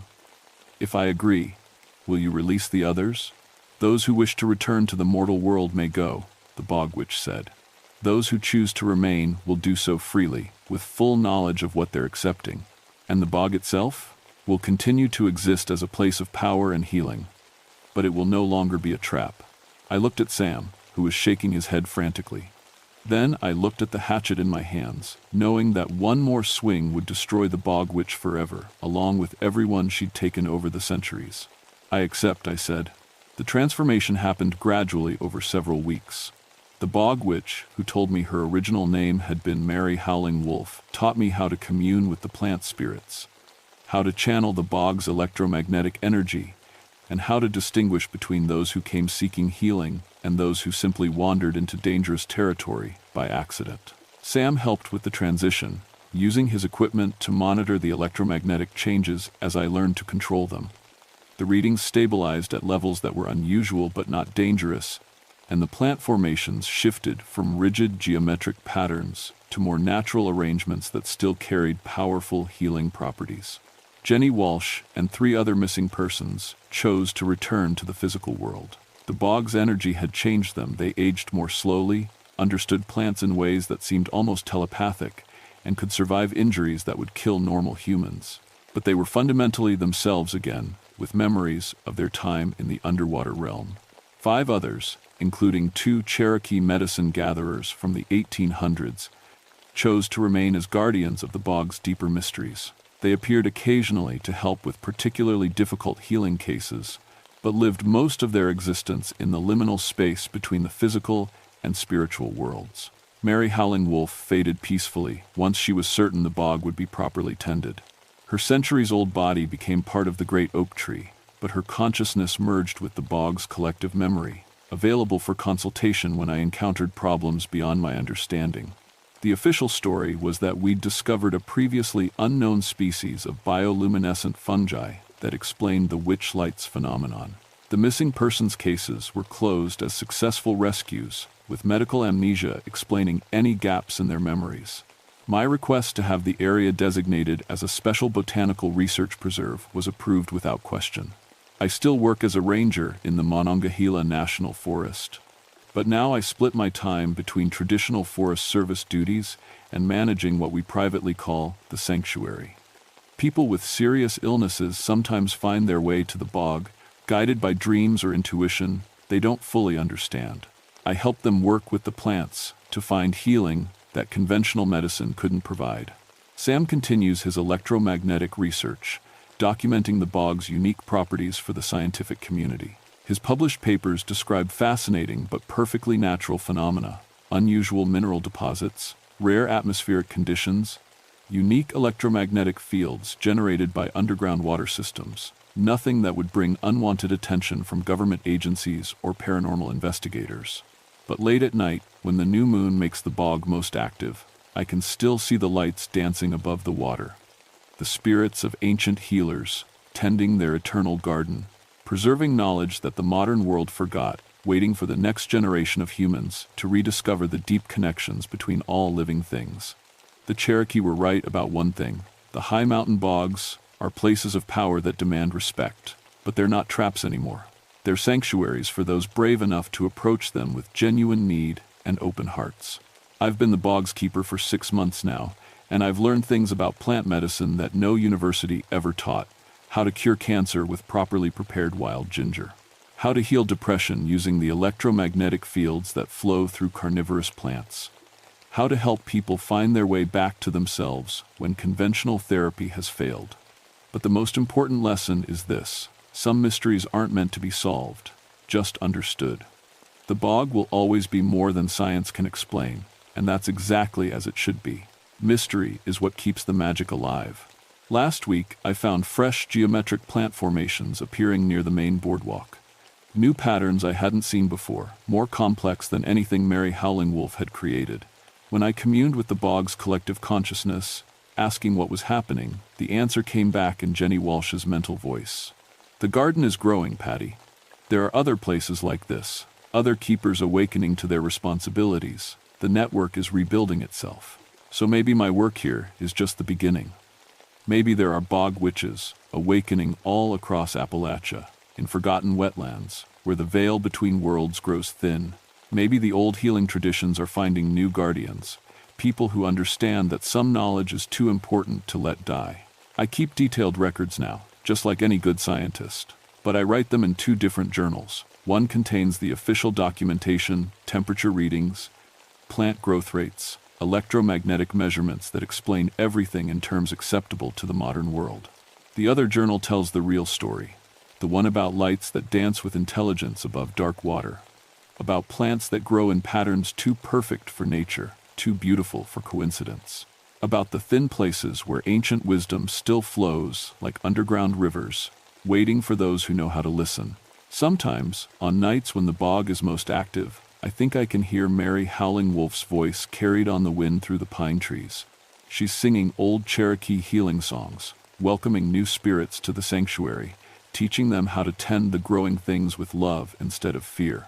The witch lights of Cranberry Wilderness still burn bright in the darkness, but now they burn with invitation instead of hunger, offering sanctuary to anyone brave enough to step off the boardwalk and wade into the mysterious waters where healing grows wild and free. And sometimes, just sometimes, that's enough magic for one lifetime.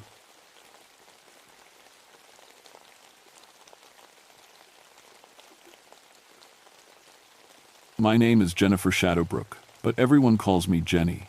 I've been a park ranger at Shenandoah National Park for 13 years now, and I specialize in cave rescue operations. When people get lost or hurt in the underground cave systems around here, I'm the one who goes down to get them out. I've crawled through passages so narrow I had to exhale just to fit. I've rappelled down 100-foot drops into complete darkness. I've pulled injured cavers up cliff faces in the middle of winter storms. In all those years, through all those dangerous rescues, I never once believed in anything supernatural. That changed in December of 1991. The caves near Luray, Virginia, are some of the most beautiful and dangerous in the whole state. Limestone formations that took millions of years to create, underground rivers that can flood without warning, and passages that branch off into unmapped territory. During winter, when the tourist caves close down, serious cavers come from all over the country to explore the wild systems. I love my job because every day is different. One morning, I might be teaching safety classes to Boy Scout troops. The next, I could be coordinating a rescue operation for someone who's been trapped underground for 8 hours. The caves demand respect, and I've seen what happens when people don't give it. My office sits in a small ranger station about 3 miles from the main cave entrance. The building is nothing fancy, just concrete blocks painted Park Service brown, with a radio that crackles too much and a coffee maker that's older than I am. But it's home. From my desk, I can see the rolling hills that hide the entrance to over 40 miles of surveyed cave passages. That December was colder than usual. Most of the amateur cavers had given up for the season, but the serious ones were still coming through. These weren't weekend warriors with cheap headlamps and cotton clothes. These were people who understood that caves don't care about your schedule or your comfort level. The first call came in on a Tuesday morning. I was updating my rescue equipment inventory when the radio squawked to life. "Jenny, you there? This is Marcus." Marcus Limestone. Yes, that's really his name. Runs a cave guiding service out of Winchester. He's one of the most experienced cavers in Virginia. Someone who's mapped passages nobody else even knows exist. "Go ahead, Marcus. I've got something weird to report. Had a group of 4 cavers come out of the system yesterday, and they're telling some strange stories." I pulled out my incident report pad. "What kind of strange?" "They say they saw people following them through the caves, dark figures moving in the passages behind them. But here's the thing, Jenny. They were in sections where there's no other access. Nobody else was down there." I frowned. Cavers sometimes see things in the dark. When you're underground for hours, your mind can play tricks on you. Add in the stress of being in a dangerous environment, and people start seeing shadows that aren't there. "Could have been their own shadows bouncing off the walls," I suggested. "New cavers sometimes spook themselves." That's what I thought too. But Jenny, these weren't new cavers. Tom Bradley was the group leader. You know Tom, 25 years of experience. He's mapped more cave than you and me combined. That got my attention. Tom Bradley didn't spook easily. What exactly did they see? Human-shaped shadows moving behind them through passages. But here's the weird part. The shadows seemed to be moving on their own, independent of any light source. And get this, when they stopped to look directly at them, their headlamps would dim or go out completely. I wrote down the details, but I wasn't too concerned yet. Equipment failure happens underground all the time. Carbide lamps can be temperamental in cold weather, and even good LED headlamps can fail when you need them most. Which section were they in? The lower level, near what we call the railroad chamber. You know the area? I knew it. The railroad chamber got its name from local historians who claimed it was used as a station on the Underground Railroad. Escaped slaves supposedly hid there on their way north. I'd never paid much attention to the stories. My job was keeping people safe in the present, not worrying about the past. "I'll make a note in the log," I told Marcus. "If you get any more reports, let me know." But even as I hung up the radio, something about the report bothered me. Not the shadows, like I said. People see things underground. It was the location. The railroad chamber and the passages around it had a reputation. Local cavers called it the quiet zone because sounds seemed muffled there. Even experienced cavers avoided camping in that section. I'd been through those passages dozens of times on rescue operations. The geology was stable, the air quality was good, and there were multiple exit routes. There was nothing dangerous about the area that should make people nervous. But if I was being honest, I didn't like going through there either. Something about the place just felt heavy.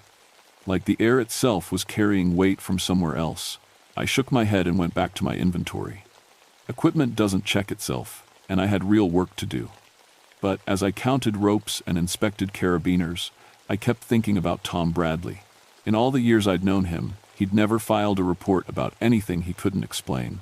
Maybe this time was different. 2 days later, Marcus called again. This time his voice was different, tighter, more concerned. "Jenny, we've got another incident. Different group, same area." I set down my coffee mug and reached for the incident report forms. "Tell me." 3 cavers went down yesterday morning for a photography expedition. They were heading for the Crystal Gallery, but they got turned around in the lower passages near Railroad Chamber. Getting lost in caves happens more often than people think. Even with good maps and GPS units, underground navigation can be tricky. Passages that look different on the way out than they did going in, side tunnels that don't show up on surveys, equipment failure that leaves you in total darkness. Did they activate their emergency beacons? No, that's just it. They found their way out on their own. But Jenny, they're telling the same story as Tom's group. Dark figures, following them through passages where no one else should have been. I started filling out the report header. Same location, exact same area, but this time, they got pictures. That stopped me cold. Pictures? Digital camera with a good flash. They were trying to photograph some formations when they noticed movement behind them.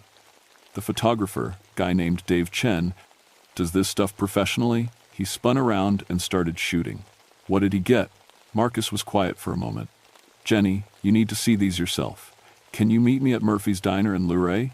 I've got the photos with me.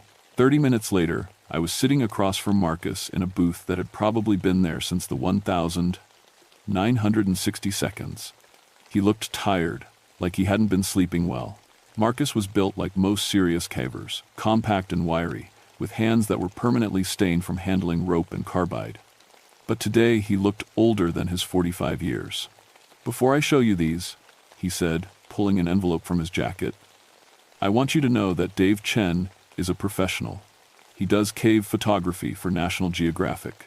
He knows his equipment, and he knows how light behaves underground.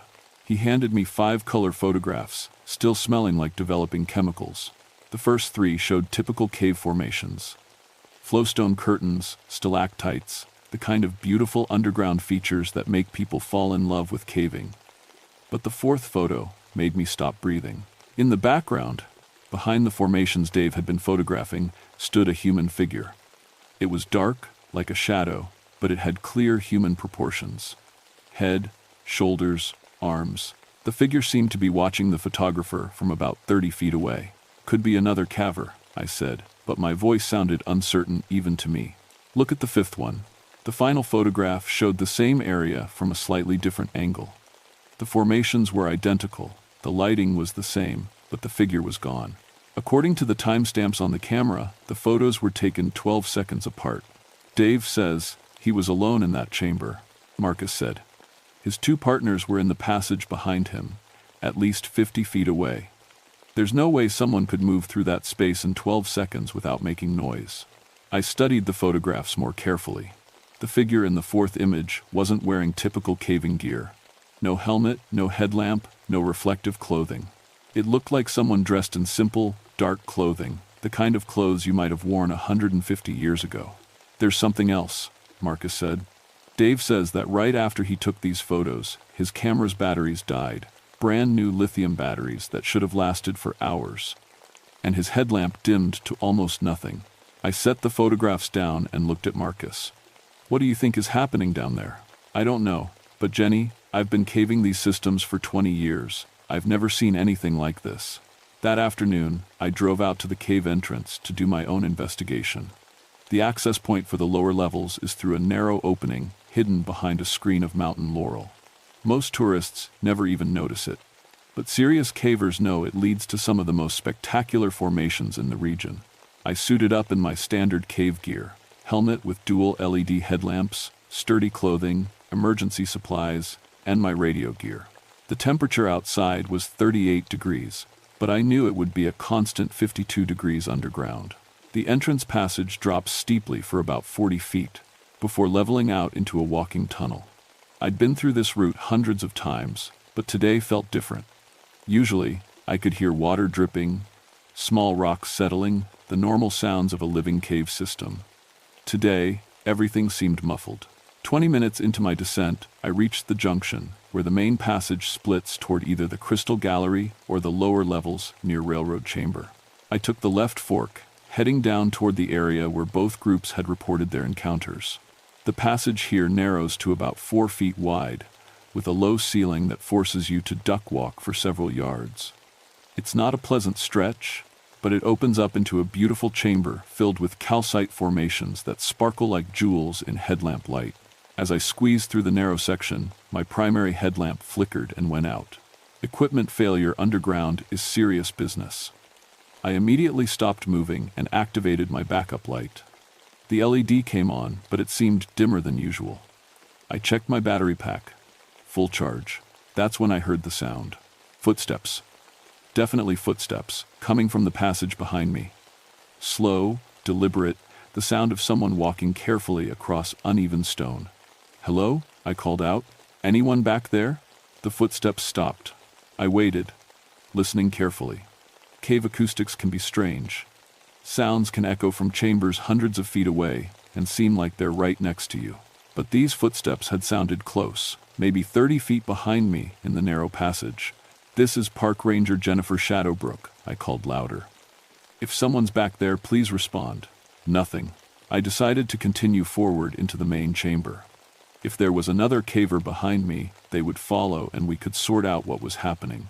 If it was just strange acoustics, I'd complete my investigation and head back to the surface. The chamber opened up around me, and I swept my headlamp across the formations. Everything looked normal. No signs of recent human passage, no equipment left behind, no disturbance to the delicate cave environment. But as I examined the far wall, where Dave Chen would have been taking his photographs, my light caught something that made my heart skip. Footprints. Fresh footprints in the soft cave mud, leading from the passage entrance to the exact spot where the mysterious figure had appeared in the photograph. I knelt down to examine them more closely. They were definitely human footprints, but something was wrong. The prints were clear and well-defined, but they seemed to have no depth. It was as if someone had walked across the mud without actually putting weight on their feet.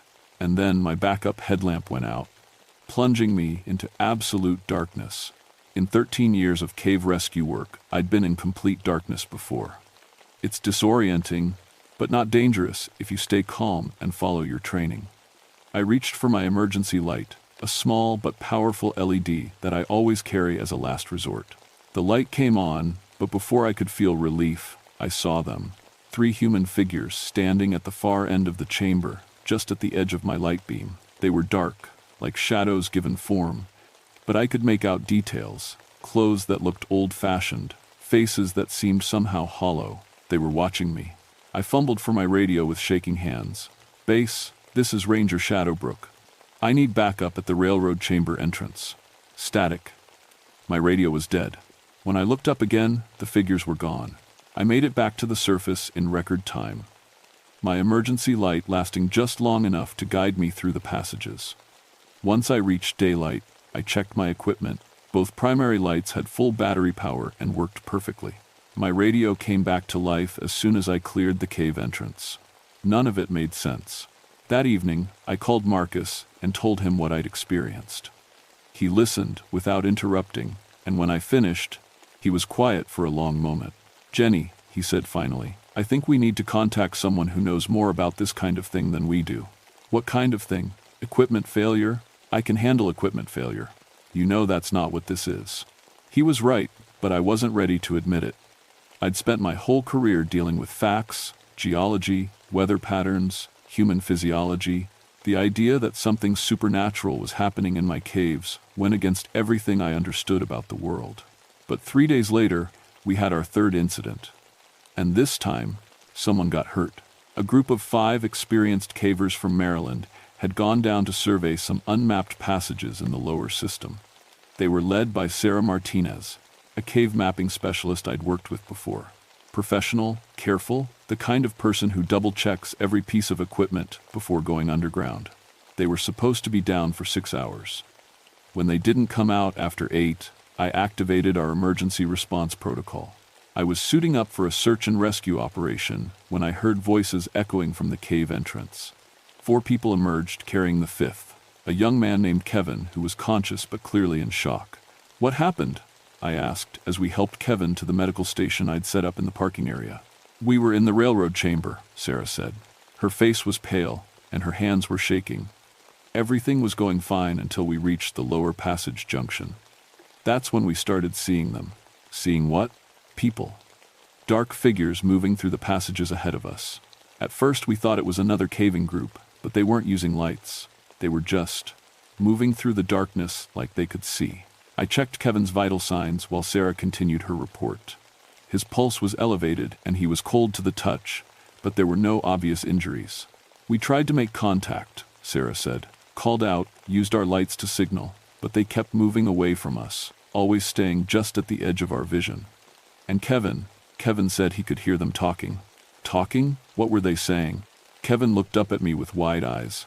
"They were speaking, but not in English. It sounded like singing, almost. Sad singing. And they kept motioning for us to follow them deeper into the cave system. That's when our equipment started failing," Sarah continued. "First, our GPS units went dead, then our backup lights. We were down to 1 working headlamp between the 5 of us." "So you headed back?" "We tried to. But the passages didn't look right. Tunnels that should have led back to the surface kept leading us deeper underground. It was like the cave itself was changing around us. This was impossible. I knew those cave systems better than anyone. The passages don't change. They've been stable for thousands of years. How did you finally get out? Sarah glanced at Kevin before answering. Kevin says, one of the figures spoke to him, told him to follow a specific tunnel that we hadn't noticed before. We found it, and it led straight to the surface. But when we looked back, the tunnel was gone. I spent the next 2 hours taking detailed statements from all 5 cavers. Their stories were consistent, which was both reassuring and disturbing. If they were all lying, they'd coordinated their lies very well. If they were telling the truth, then something was happening in those caves that I couldn't explain. That night, I sat in my office reading through every incident report I'd filed over the past 13 years. I was looking for any pattern, any previous mention of unusual encounters in the railroad chamber area. What I found made my blood run cold. Over the past decade, I'd filed 17 reports of equipment failure in that specific section of the cave system. Lights going out, radios failing, GPS units losing signal. I'd attributed all of these incidents to normal underground conditions, moisture, temperature changes, electromagnetic interference from the rock formations. But looking at them together, I saw something I'd missed before. Every single equipment failure had happened between the hours of 6 p.m. and 6 a.m. And in 12 of the 17 reports, cavers had mentioned hearing unusual sounds or voices in the passages. I dismissed these mentions as echo effects or imagination. Now I wasn't so sure. I was still going through the files when my phone rang. It was Marcus, and he sounded scared. "Jenny, you need to get out to the cave entrance. Now." "What's wrong?" "There's something happening down there. I can see lights moving in the passages, but no one's supposed to be underground tonight." I grabbed my gear and drove to the cave entrance as fast as the winding mountain roads would allow. Marcus was waiting in the parking area with a pair of binoculars, staring at the cave opening. "Look," he said, handing me the binoculars. Deep inside the cave entrance, maybe 100 feet down the main passage, I could see a faint glow moving back and forth. It wasn't the steady beam of a headlamp or the flickering light of a carbide lamp. This light seemed to pulse and flow like water. "How long has it been doing that?" I asked. "About an hour. Jenny, I've been watching caves for 20 years. I've never seen anything like this." As we watched, more lights appeared. Dozens of them, moving through passages that should have been in complete darkness. They seemed to be gathering in the area of the railroad chamber, converging from different tunnel systems. "We need to go down there," I said. Marcus stared at me. "Are you insane?" Maybe I was. But I was also the only official Park Service representative in the area, and it was my job to investigate unusual activity in the caves. Whatever was happening down there, I needed to document it. "I'm going down. You can stay here if you want." Like hell, I'm staying up here alone. We suited up with extra equipment, multiple light sources, backup radios, emergency beacons. I also brought my camera and a voice recorder. If we were going to encounter something unexplainable, I wanted evidence. The descent started normally. Our lights worked fine, the passages were familiar, and we made good time to the junction where the main tunnel splits. But as we approached the railroad chamber, the temperature dropped noticeably. "You feel that?" Marcus whispered. I nodded. The air had become thick and heavy, like breathing through wet cotton, and there was a smell, not the usual cave smell of damp stone and organic decay, but something else. Something that reminded me of old clothes and wood smoke. That's when we heard the singing. It was faint at first, just at the edge of hearing. Human voices, definitely human, singing in harmony, but the words weren't in any language I recognized, and the melody was unlike anything I'd ever heard, beautiful and heartbreaking at the same time. "Where's it coming from?" Marcus asked. The singing seemed to be coming from everywhere and nowhere, echoing through the cave system in ways that defied acoustic logic. But it was getting stronger as we approached the railroad chamber. We rounded the final bend and stopped dead in our tracks. The chamber was filled with people. Dozens of human figures moving through the space like they belonged there. Men, women, children, all dressed in simple, old-fashioned clothing. Some carried bundles or small bags. Others held the hands of smaller figures that must have been children. They were all translucent, like they were made of shadow and moonlight. but I could see their faces clearly. Tired, worried, but determined. These were people who had traveled a long distance and still had further to go. And as we watched, frozen in amazement and terror, one of the figures turned toward us. It was a woman, maybe 30 years old, with kind eyes and a head wrap that had once been white. She looked directly at me and smiled. A sad smile, but genuine. Then she raised one finger to her lips in a gesture of silence and pointed toward a passage I'd never noticed before. The passage that Kevin's group had used to escape. The woman began walking toward us, her feet making no sound on the stone floor. As she got closer, I could see more details. The careful way her dress was patched, the weariness in her eyes, the calluses on her hands that spoke of hard work. Behind her, the other figures had stopped their movement through the chamber. They were all watching us now, waiting to see what would happen. "Don't be afraid," the woman said, her voice echoing strangely in the cave air. "We mean no harm to those who respect this place." I found my voice, though it came out as barely a whisper. "Who are you?" "We are the ones who passed through here long ago, the ones who sought freedom in the darkness when we could not find it in the light." She gestured toward the other figures. "This was our resting place, our sanctuary, when the world above offered us only chains." Marcus grabbed my arm. "Jenny, we need to go, now." But I couldn't move. Something about this woman, about all of them, held me in place. They weren't threatening, they were just sad. Deeply, profoundly sad. "Why are you showing yourselves now?" I asked. The woman's expression grew even more sorrowful. "Because they want to build above us. Machines will come, and concrete, and lights that never sleep. Our resting place will be disturbed, and we will have nowhere to gather, nowhere to remember." I didn't understand what she meant, but before I could ask, Marcus's radio crackled to life. Through the static, we could hear the voice of the park supervisor. "All units, be advised. Construction crews will begin site preparation for the new visitor center tomorrow morning. Work area includes the cave system near Luray. All personnel should avoid the area until further notice." The visitor center. I'd heard rumors about the project, but I didn't know it was actually approved. They were going to build a modern facility right above the cave systems, complete with gift shop, restaurant, and paved parking for tour buses. The woman was watching my face, reading my understanding. "You see, they will pour concrete where we once found shelter. They will bring tour groups through passages where we once hid our children. Our sanctuary will become entertainment." Around the chamber, the other figures began to move again, but now they were agitated. The singing had stopped, replaced by whispers that seemed to come from the stone walls themselves. The temperature dropped even further, and ice began to form on the cave walls. "What do you want from us?" I asked. "Help us protect this place. Help us find peace." "How?" "Oh."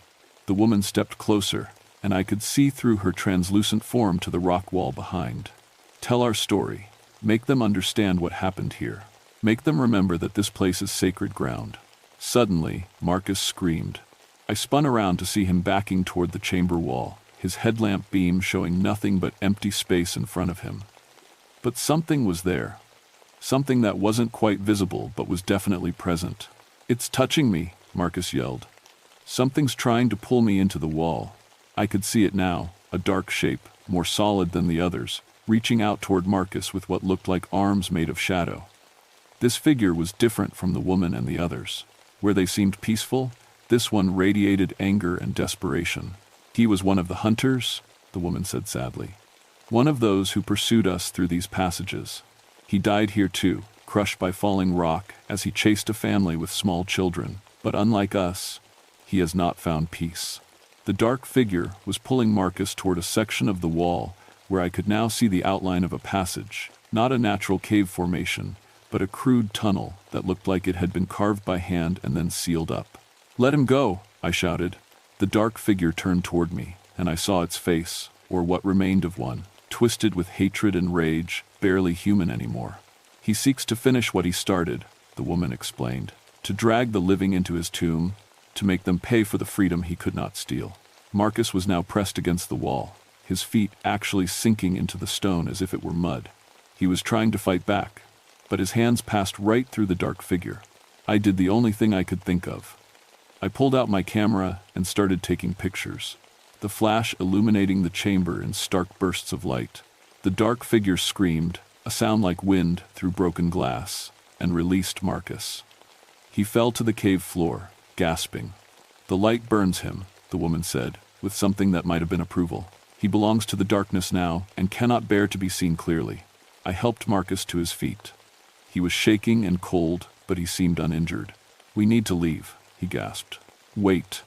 The woman held up her hand. "You have seen our truth. Will you help us?" I looked around the chamber at the dozens of figures watching us with hope and desperation. These people had died seeking freedom, and now they faced having their final resting place turned into a tourist attraction. "What exactly do you need me to do?" "Stop the building. Make them understand that this place must remain undisturbed. Help us find the peace that has been denied to us for so long.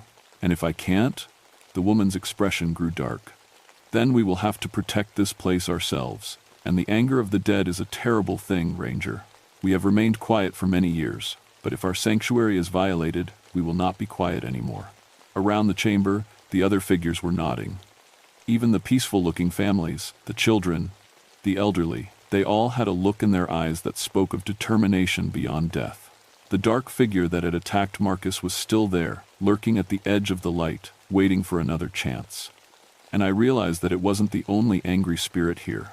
The others had simply been controlling themselves, maintaining their dignity even in death. "But if they were pushed too far, I'll do what I can," I promised. The woman smiled, and for a moment she looked almost alive again. "Thank you." The figures began to fade, becoming more and more translucent until they were just wisps of mist in the cave air. The last to disappear was the woman, who gave me one final look of gratitude before melting into the shadows. Marcus and I climbed back to the surface in silence. When we reached the parking area, he sat down heavily on a picnic table and put his head in his hands. "What the hell just happened down there?" I looked back at the cave entrance, thinking about the dozens of spirits who were still down there, waiting to see if I would keep my promise. I said slowly, "we just met some people who've been waiting a very long time for someone to listen to their story." The next morning, I was on the phone with the State Historical Society, the Park Service Regional Office, and anyone else who might be able to help me stop the construction project. I told them about the historical significance of the site, about the documented use of the caves as underground railroad stations, about the need for archaeological surveys before any building could begin. I didn't mention the spirits. By afternoon, I had managed to get a temporary halt to the construction while the Historical Society conducted a site survey. It wasn't a permanent solution, but it bought us time. 3 weeks later, the survey team made an announcement that changed everything. They had found clear evidence that the cave system had indeed been used as a major underground railroad station. Hidden chambers contained artifacts from the 1852. Buttons, pieces of fabric, even carved names in the stone walls. More importantly, they found human remains. Dozens of them, in a sealed passage that matched exactly where I had seen the dark figure trying to drag Marcus. The bones were those of men, women, and children who had died in the caves and never received proper burial. The construction project was permanently canceled.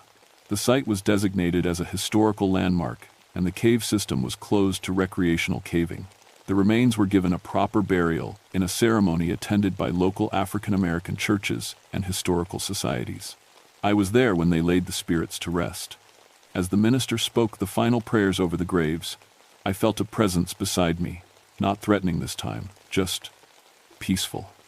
When I looked, I caught a glimpse of the woman from the chamber, standing with her head bowed in gratitude. Then she was gone, and I knew she wouldn't be back. The cave system is quiet now. Oh, there's still spiritual activity down there. Other rangers have reported strange lights and distant voices. But it's different now. Protective rather than desperate, peaceful rather than angry. I still work as a cave rescue specialist, but I've expanded my duties. I'm now the unofficial historian for underground railroad sites throughout the region, and I've helped identify 3 other cave systems that were used as hiding places for escaped slaves. Sometimes, late at night, I get calls from other rangers or cavers who've encountered things they can't explain, shadows that move independently, voices singing songs in languages they don't recognize, figures dressed in old-fashioned clothes appearing in photographs. I listen to their stories, and I believe them. because I know that some places hold memory in their very stones. Some places are sacred ground, whether we recognize it or not, and some people love freedom so much that not even death can make them stop fighting for it. The caves beneath Shenandoah still echo with their voices. But now, instead of crying out in desperation, they're singing songs of rest, songs of peace, songs of a journey finally completed. I make sure those songs are never disturbed again, because that's what rangers do. We protect the places that need protecting, whether they're inhabited by the living or the dead. And in the caves beneath Virginia's mountains, sometimes there isn't much difference between the two. The shadow people of Shenandoah have found their peace. But they're still there, watching over the underground pathways that once led to freedom. And as long as I'm wearing this badge, they always will be.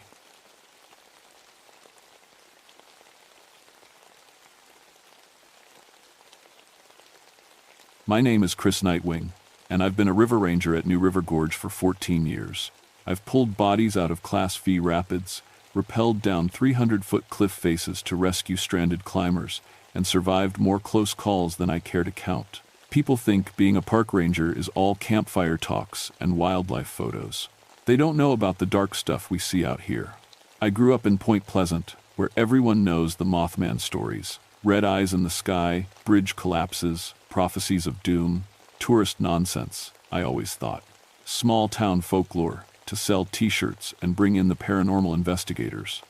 I never believed any of it until September 1989, when I found their nest. The New River is old 360 million years, they say.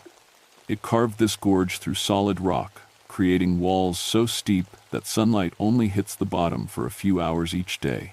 Down in the lower gorge, near the ghost town of Thurmond, you can feel the weight of all that time pressing down on you. The abandoned buildings sit there like broken teeth, rusting away since the coal boom died in the 1,950 seconds. That's where I patrol most days. River safety and whitewater rescue in some of the most dangerous water on the East Coast. Class V rapids that can crush a kayak like a tin can. Water so cold it'll give you hypothermia in August. My job is to keep people alive when they think they're tougher than the river. September in the gorge is usually beautiful. The heat backs off, the leaves start turning, and the tourist crowds thin out. But that September felt wrong from the start. The sunsets turned deep red, like the sky was bleeding. Bats disappeared from their usual caves. Even the fish seemed nervous, jumping at shadows in the water. The first call came on a Tuesday morning. 3 kayakers from Virginia Beach, experienced guys with good equipment, radioed for emergency pickup near Thurmond. When I found them downstream, they were shaking so hard they could barely hold their paddles. Something attacked us, the lead kayaker said. His name was Mike, and he had 20 years on the river. Flying things, huge wings, red eyes. They came out of the old coal plant and just swooped down on us. I figured they'd seen turkey vultures. We get big ones in the gorge, and they can look pretty scary if you're not expecting them. But Mike insisted these things were different, bigger, more human-like. They had hands, he said. I saw hands. I wrote it up as a wildlife encounter and forgot about it. That was my first mistake. The second call came 3 days later. A family from Ohio, floating the gentler upper section, reported the same thing. Giant flying creatures near the abandoned buildings. This time, there was physical evidence: feathers. 8-foot wingspan worth of black feathers, unlike anything I'd seen in 14 years of wildlife training. By the end of the week, 5 different groups had reported similar encounters, all near Thurmond, all describing the same impossible things: winged humanoids with glowing red eyes, attacking from the old industrial buildings. That's when I decided to investigate personally. Like I said, that was a mistake. I loaded my rescue boat with standard equipment, first aid kit, throw ropes, emergency radio, flares. I also packed my service weapon, which I'd never needed on the water before. Something about those feathers bothered me. They felt warm when I touched them, like they'd come from something still alive. The morning I headed downriver to Thurmond, every bird in the gorge went silent. The boat motor died exactly 1 mile from Thurmond, just cut out like someone had pulled the plug. I'd maintained that engine myself for 3 years. It ran perfectly. But as soon as I got close to the abandoned town, it quit. I drifted the rest of the way, using my paddle to steer through the rapids. The silence was complete. No bird calls, No insect sounds, just the rush of water over rocks. Even that seemed muffled, like the air itself was holding its breath. Thurmond sits on a narrow strip of land between the river and the cliff wall. In 1910, it housed 3,000 people. Coal trains ran through every hour, taking black gold to steel mills up north. Now it's just empty buildings and rusted rail tracks, slowly being swallowed by kudzu vines. I tied off at the old loading dock and walked into town. My footsteps echoed off the empty buildings. Windows stared down at me like dead eyes. Everything felt wrong, but I couldn't put my finger on what. Then I saw the first nest.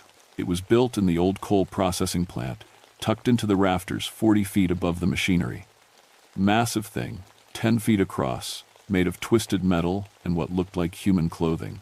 Old shirts, jackets, things that had been weathered by years of rain and wind. I climbed up for a closer look, using the old maintenance ladders. The metal groaned under my weight, but held.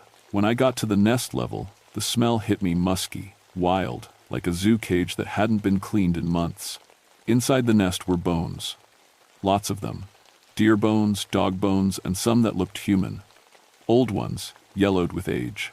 At the center sat 3 eggs, each the size of a football, with shells that gleamed like black metal. That's when I heard the sound behind me. A low whoosh, like wind through fabric, but rhythmic. Wing beats. I turned around and saw it perched on the opposite rafter, 7 feet tall. Humanoid but wrong. Its skin was gray-black, stretched tight over bird-like bones. Wings folded against its back like a leather coat. And its eyes? They glowed red, bright as brake lights, and they were looking right into mine. I froze. 14 years of emergency training, and all I could do was stare. The thing tilted its head, studying me like a specimen. Then it opened its mouth and made a sound I'll never forget, part shriek, part human scream, echoing through the empty building. More wing beats answered from outside. Lots of them. I scrambled down those ladders faster than any safety manual would recommend, jumping the last 8 feet to the factory floor. My radio crackled with static, then cleared for just a moment. Chris, a voice I didn't recognize, speaking through the static. Get out! Get out now! They're coming for the nest. The radio went dead. I ran for the boat, crashing through rusted machinery and debris. Behind me, the building filled with those sounds, wings beating, metal scraping, and that horrible shrieking call echoing back and forth between the creatures. I made it to the dock and jumped in the boat. The engine turned over on the first try, like nothing had ever been wrong with it. As I gunned it upstream, away from Thurmond, I looked back. 5 of them stood on the dock where I'd been seconds before. Tall, winged figures silhouetted against the red sunset sky, watching me go with those burning eyes. That night, back at the ranger station, I tried to file a report. Every time I wrote down what I'd seen, it sounded crazy. Giant birdmen living in abandoned buildings, eggs in metal nests, voices on the radio, warning of danger. Instead, I wrote up a structural safety concern and recommended closing Thurmond to river access. Dangerous buildings, unstable foundations, potential for injury. All true, just not the whole truth. But I couldn't stop thinking about those bones in the nest. Some of them had been gnawed, and that voice on the radio, it had known my name. 2 days later, we found Danny Morrison. Danny was a local kayaker, 19 years old, cocky as they come, but skilled on the water. He'd ignored my recommendations and paddled down to Thurmond alone, probably looking to prove he wasn't scared of some ranger's ghost stories. We found him suspended from the old railroad bridge, 100 feet above the water. No rope, no climbing gear, just hanging there like he'd been dropped from the sky. His kayak was floating empty downstream, paddle gone, spray skirt torn clean off. The official report said he'd suffered massive trauma consistent with a fall. What it didn't mention was the claw marks on his shoulders, or the fact that his body was completely drained of blood. That's when I knew we weren't dealing with oversized vultures. I couldn't investigate alone anymore. If these things had killed Danny, they were beyond what one ranger could handle. I needed backup, and I needed someone who wouldn't think I was losing my mind. Linda Bridges had been my partner for 3 years. Former military police, tough as nails, and the best swiftwater rescue specialist in the state. If anyone could handle the truth about Thurmond, it was her. I told her everything over coffee at the station, the nests, the creatures, Danny's death. She listened without interrupting, which was Linda's way. When I finished, she was quiet for a long moment. "You know how this sounds," she finally said. "I know. But the evidence is circumstantial at best." She leaned back in her chair. "But Danny Morrison is dead, and something killed him. If there's a pack of wild animals nesting down there, we need to deal with it." Wild animals. It was easier for both of us to think of them that way. We planned a full investigation for the next morning. Proper equipment, this time climbing gear, flares, backup radios, and both our service weapons.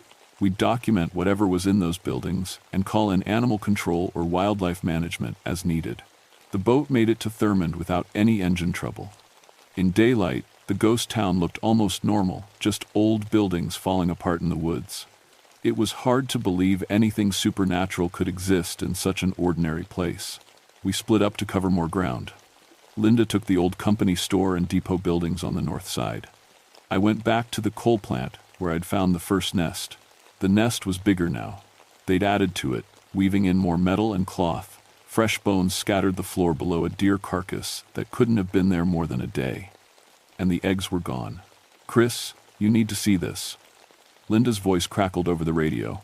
I found her in the depot building, staring up at the walls. They were covered in scratches, deep gouges carved into the wood and metal. But these weren't random marks. They formed patterns, almost like writing. "Territorial markings?" I suggested. "Maybe. But look at this." She led me to the back wall, where the scratches were deepest. Among the pattern of marks, I could make out shapes that looked almost like letters. Words. "Maybe," in a language I didn't recognize. That's when the lights went out. Not electrical lights, we were in an abandoned building with no power. The daylight just dimmed. Like clouds had covered the sun, except when I looked outside, the sky was clear. "Movement on the roof," Linda whispered, pointing up. Heavy footsteps crossed overhead, too heavy for any bird. The ceiling creaked under the weight. Then more footsteps joined the first, and more. A whole group walking back and forth above us. "Back door," I mouthed, pointing toward the rear exit. We crept through the building, trying to stay quiet. The footsteps followed us, moving from room to room overhead, always staying directly above our position. Like they could see through the ceiling. We made it to the back door. Linda reached for the handle. A shadow fell across the doorway from outside, something big blocking the light. Linda jerked her hand back as claws scraped against the other side of the door. "Window," I whispered. The depot's side window was small, but we could squeeze through. I boosted Linda up first, then followed. We dropped into the narrow alley between buildings, hearts pounding. "The boat," Linda said. But when we looked toward the dock, one of them was standing next to our boat, 7 feet tall, wings folded, head turned in our direction, watching. "They're hurting us," I realized, "keeping us away from the water." More shapes moved between the buildings. At least 6 of them, positioning themselves to cut off our escape routes. They moved with purpose, intelligence. This wasn't animal behavior. The radio tower, Linda pointed to a rusted transmission tower on the hill behind town. Higher ground, better radio signal. We ran for it, crashing through underbrush and abandoned equipment. Behind us, those wingbeat sounds filled the air. But they weren't chasing us, they were following, keeping pace, playing with us. Halfway up the tower, my radio came alive with static. Through the noise, I heard voices. Multiple voices, speaking in overlapping whispers. "Turn back. Leave this place. You've seen too much." "They're growing stronger." Linda heard them too. Her face had gone pale, but her jaw was set in that stubborn line I knew well. "Military frequency," she said, checking her radio. "But no one should be broadcasting on this channel." At the top of the tower, we had a clear view of Thurmond. What we saw made my blood run cold. There were dozens of them. Not just the 6 we'd seen, but 30 or more, moving through the abandoned buildings like they owned the place. Some perched on rooftops, others walked upright through the streets. A few glided between structures on massive wings. And in the center of town, where the old town square used to be, they'd built something new. A large structure made of twisted metal and stone, rising 3 stories high. It looked almost like a church. If churches were built by nightmares, it's a colony, Linda breathed. They're not just nesting here. They're building. That's when they all looked up at us. 30 pairs of red eyes, glowing in the afternoon shadow, all focused on our position at the top of the tower. And as one, they started to fly. We climbed down that tower faster than should have been possible. The metal rungs cut into our hands, but we didn't slow down. Above us, the air filled with the sound of wings, a thunder of leather and bone that seemed to shake the earth. "The mine shaft," Linda shouted over the noise. "Old coal mine on the south ridge. They can't follow us underground." The mine entrance was a black hole carved into the hillside, sealed with rusted bars that had long since fallen away. We squeezed through the gap just as the first of them landed on the tower we'd abandoned. Inside, our flashlight beams cut through absolute darkness. The tunnel stretched ahead of us, carved through solid rock by miners who'd been dead for decades. Our footsteps echoed in the empty space. "This leads to the old company town," I said, remembering the maps from ranger training. "Comes out about 2 miles upstream. We can reach the backup boat from there." We walked in silence for maybe 10 minutes before Linda stopped. "Chris, look at the walls." I turned my light where she was pointing. The mine walls were covered in the same claw marks we'd seen in the depot, deep gouges carved into solid rock. But these were old, decades old, worn smooth by time. "They've been here longer than we thought," Linda said. The tunnel branched ahead of us. I checked my compass, trying to remember the layout of the old mine system. Left led to the company town. Right led deeper into the mountain. "We go left," I said. But Linda was staring down the right tunnel. "There's light down there." She was right. A faint red glow came from somewhere deep in the mountain. Not electric light, something else. Something that pulsed like a heartbeat. "Linda, no, we stick to the plan." But she was already walking toward the glow. 5 minutes. "I just want to see." I followed. Because leaving your partner alone in a situation like this isn't an option. The tunnel sloped downward, leading deeper into the earth. The red light grew stronger as we walked. The tunnel opened into a natural cavern, massive and domed like a cathedral, and in the center, glowing with that pulsing red light, was the source. Eggs, hundreds of them, arranged in perfect spirals across the cavern floor, each one the size of a watermelon, shells gleaming like black metal. Some were cracked, empty. Others moved slightly, as if something inside was stirring. "It's a nursery," Linda whispered. At the far end of the cavern, something much larger watched us. 15 feet tall, with wings that could span a highway. Its eyes burned like searchlights in the darkness. This wasn't one of the offspring we'd been seeing. This was the parent. The original, the Mothman. It spoke, and its voice filled the cavern like rolling thunder. But I understood every word. "You should not have come here. I found my voice. You're killing people. My children need to feed, to grow strong. Your kind has forgotten the old agreements." "What agreements?" "Stay away from our places. Do not disturb our young. In return, we do not hunt in your towns." Its head tilted, studying us. "But you came anyway. You saw the nests. You learned too much." Linda stepped forward, her hand moving toward her weapon. "We're leaving. Now." The Mothman's eyes flared brighter. "No. The young ones told me of your interference. You must be dealt with." That's when I understood. The voices on the radio, the way they'd herded us, the strategic positioning around town. These things could see the future. Not perfectly, but enough to plan ahead, to know what we would do before we did it. "They can see time differently," I said to Linda. "That's how they always seem to be one step ahead." "Then how do we fight something that knows what we're going to do?" The answer came to me from growing up in Point Pleasant, from all the Mothman stories I'd dismissed as folklore. In every tale, the creature appeared before disasters. It didn't cause them, it was drawn to them. It was attracted to death and chaos. "We don't fight it," I said. "We give it what it wants." I pulled a flare from my pack and held it high. "You want disaster? You want death?" I pointed the flare toward the ceiling of the cavern, where centuries of gas accumulation from the old mine workings had collected. "I'll give you the biggest disaster this mountain's ever seen." The Mothman's eyes widened. For the first time, it looked uncertain. "You destroy this place, you destroy your children," it said. "I know, and you know I'll do it because you can see the future. You can see me lighting this flare." Linda understood immediately. She pulled out her own flare, backing toward the tunnel entrance. "Your choice. Let us leave, or we all die together." The creature stood frozen, caught between protecting its young and stopping us. Its precognitive ability had become a weakness, It could see multiple futures, but couldn't tell which one we would choose until we made the decision. Go, it said finally. But know that my children will remember your scent, your faces. They will find you. We backed out of the cavern slowly, flares ready. In the tunnel, we ran like hell. The company town entrance was exactly where the old map said it would be. We emerged into daylight and didn't stop running until we reached the emergency boat. I kept moored at the old lumber camp. As we pulled away from shore, heading upstream toward the main ranger station, I looked back one last time. Dark shapes circled the mountain where the mine entrance lay hidden, waiting. The official report was simple: structural instability in the abandoned Thurmond area, with multiple buildings at risk of collapse.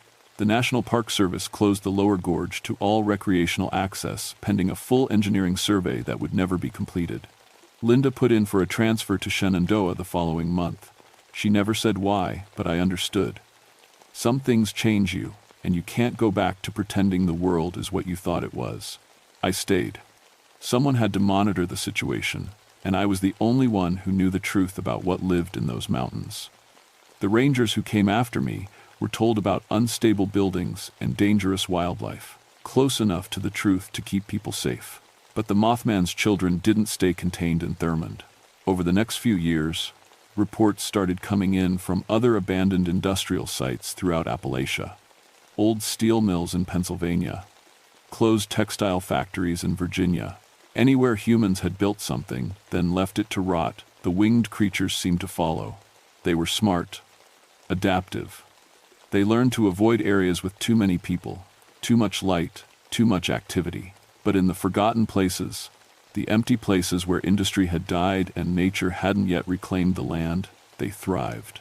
I became something between a ranger and a researcher, documenting sightings and keeping track of their expansion. The official channels wouldn't listen to reports of cryptid colonies, but I built a network of park rangers, local sheriff's departments, and state wildlife officials who'd seen things they couldn't explain. We called ourselves the Appalachian Watch, though it was never anything formal, just people who understood that some territories belonged to things that weren't entirely natural. The rules were simple: stay away from abandoned industrial sites during red sunsets. Report any sightings of large winged figures to local authorities.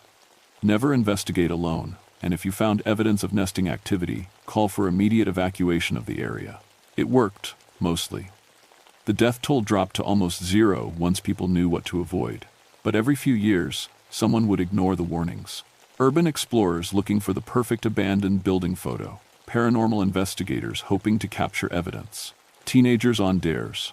We'd find them hanging from impossible heights, drained of blood, with claw marks on their shoulders. The worst part was the children. The Mothman's children kept evolving. Each new generation was smarter, stronger, more adaptable than the last. They learned to mimic human voices with disturbing accuracy. They figured out how to interfere with radio and cellular signals. Some reports suggested they could influence human behavior, drawing victims to remote locations. And they remembered faces. The original Mothman had kept its word about that. I moved my home address 3 times in 5 years. Changed my phone number twice. But sometimes, on foggy nights when the visibility was poor, I'd catch glimpses of red eyes in my peripheral vision. Shapes on rooftops that shouldn't be there. Shadows that moved wrong. They never attacked me directly. But the message was clear. They knew where I was, and they hadn't forgotten our confrontation in the mine. 14 years later, I'm still here at New River Gorge, though I'm thinking about retirement. The younger rangers don't understand why I'm so strict about safety protocols in abandoned areas. They think I'm paranoid, overly cautious. Maybe that's better. Maybe each generation needs to discover its own monsters. But if you're ever traveling through Appalachia and you see an old industrial building standing empty against the sunset sky, remember this story. Remember that some territories don't belong to us anymore. And if you see red lights moving in those shadows, don't investigate. Just drive away and don't look back. Because the children of the Mothman are still out there, still growing stronger, still claiming new territory in the forgotten places of America. And they're always watching for the next person who gets too close to their nests. My name is Chris Nightwing, and this is my warning. Listen to it and stay alive.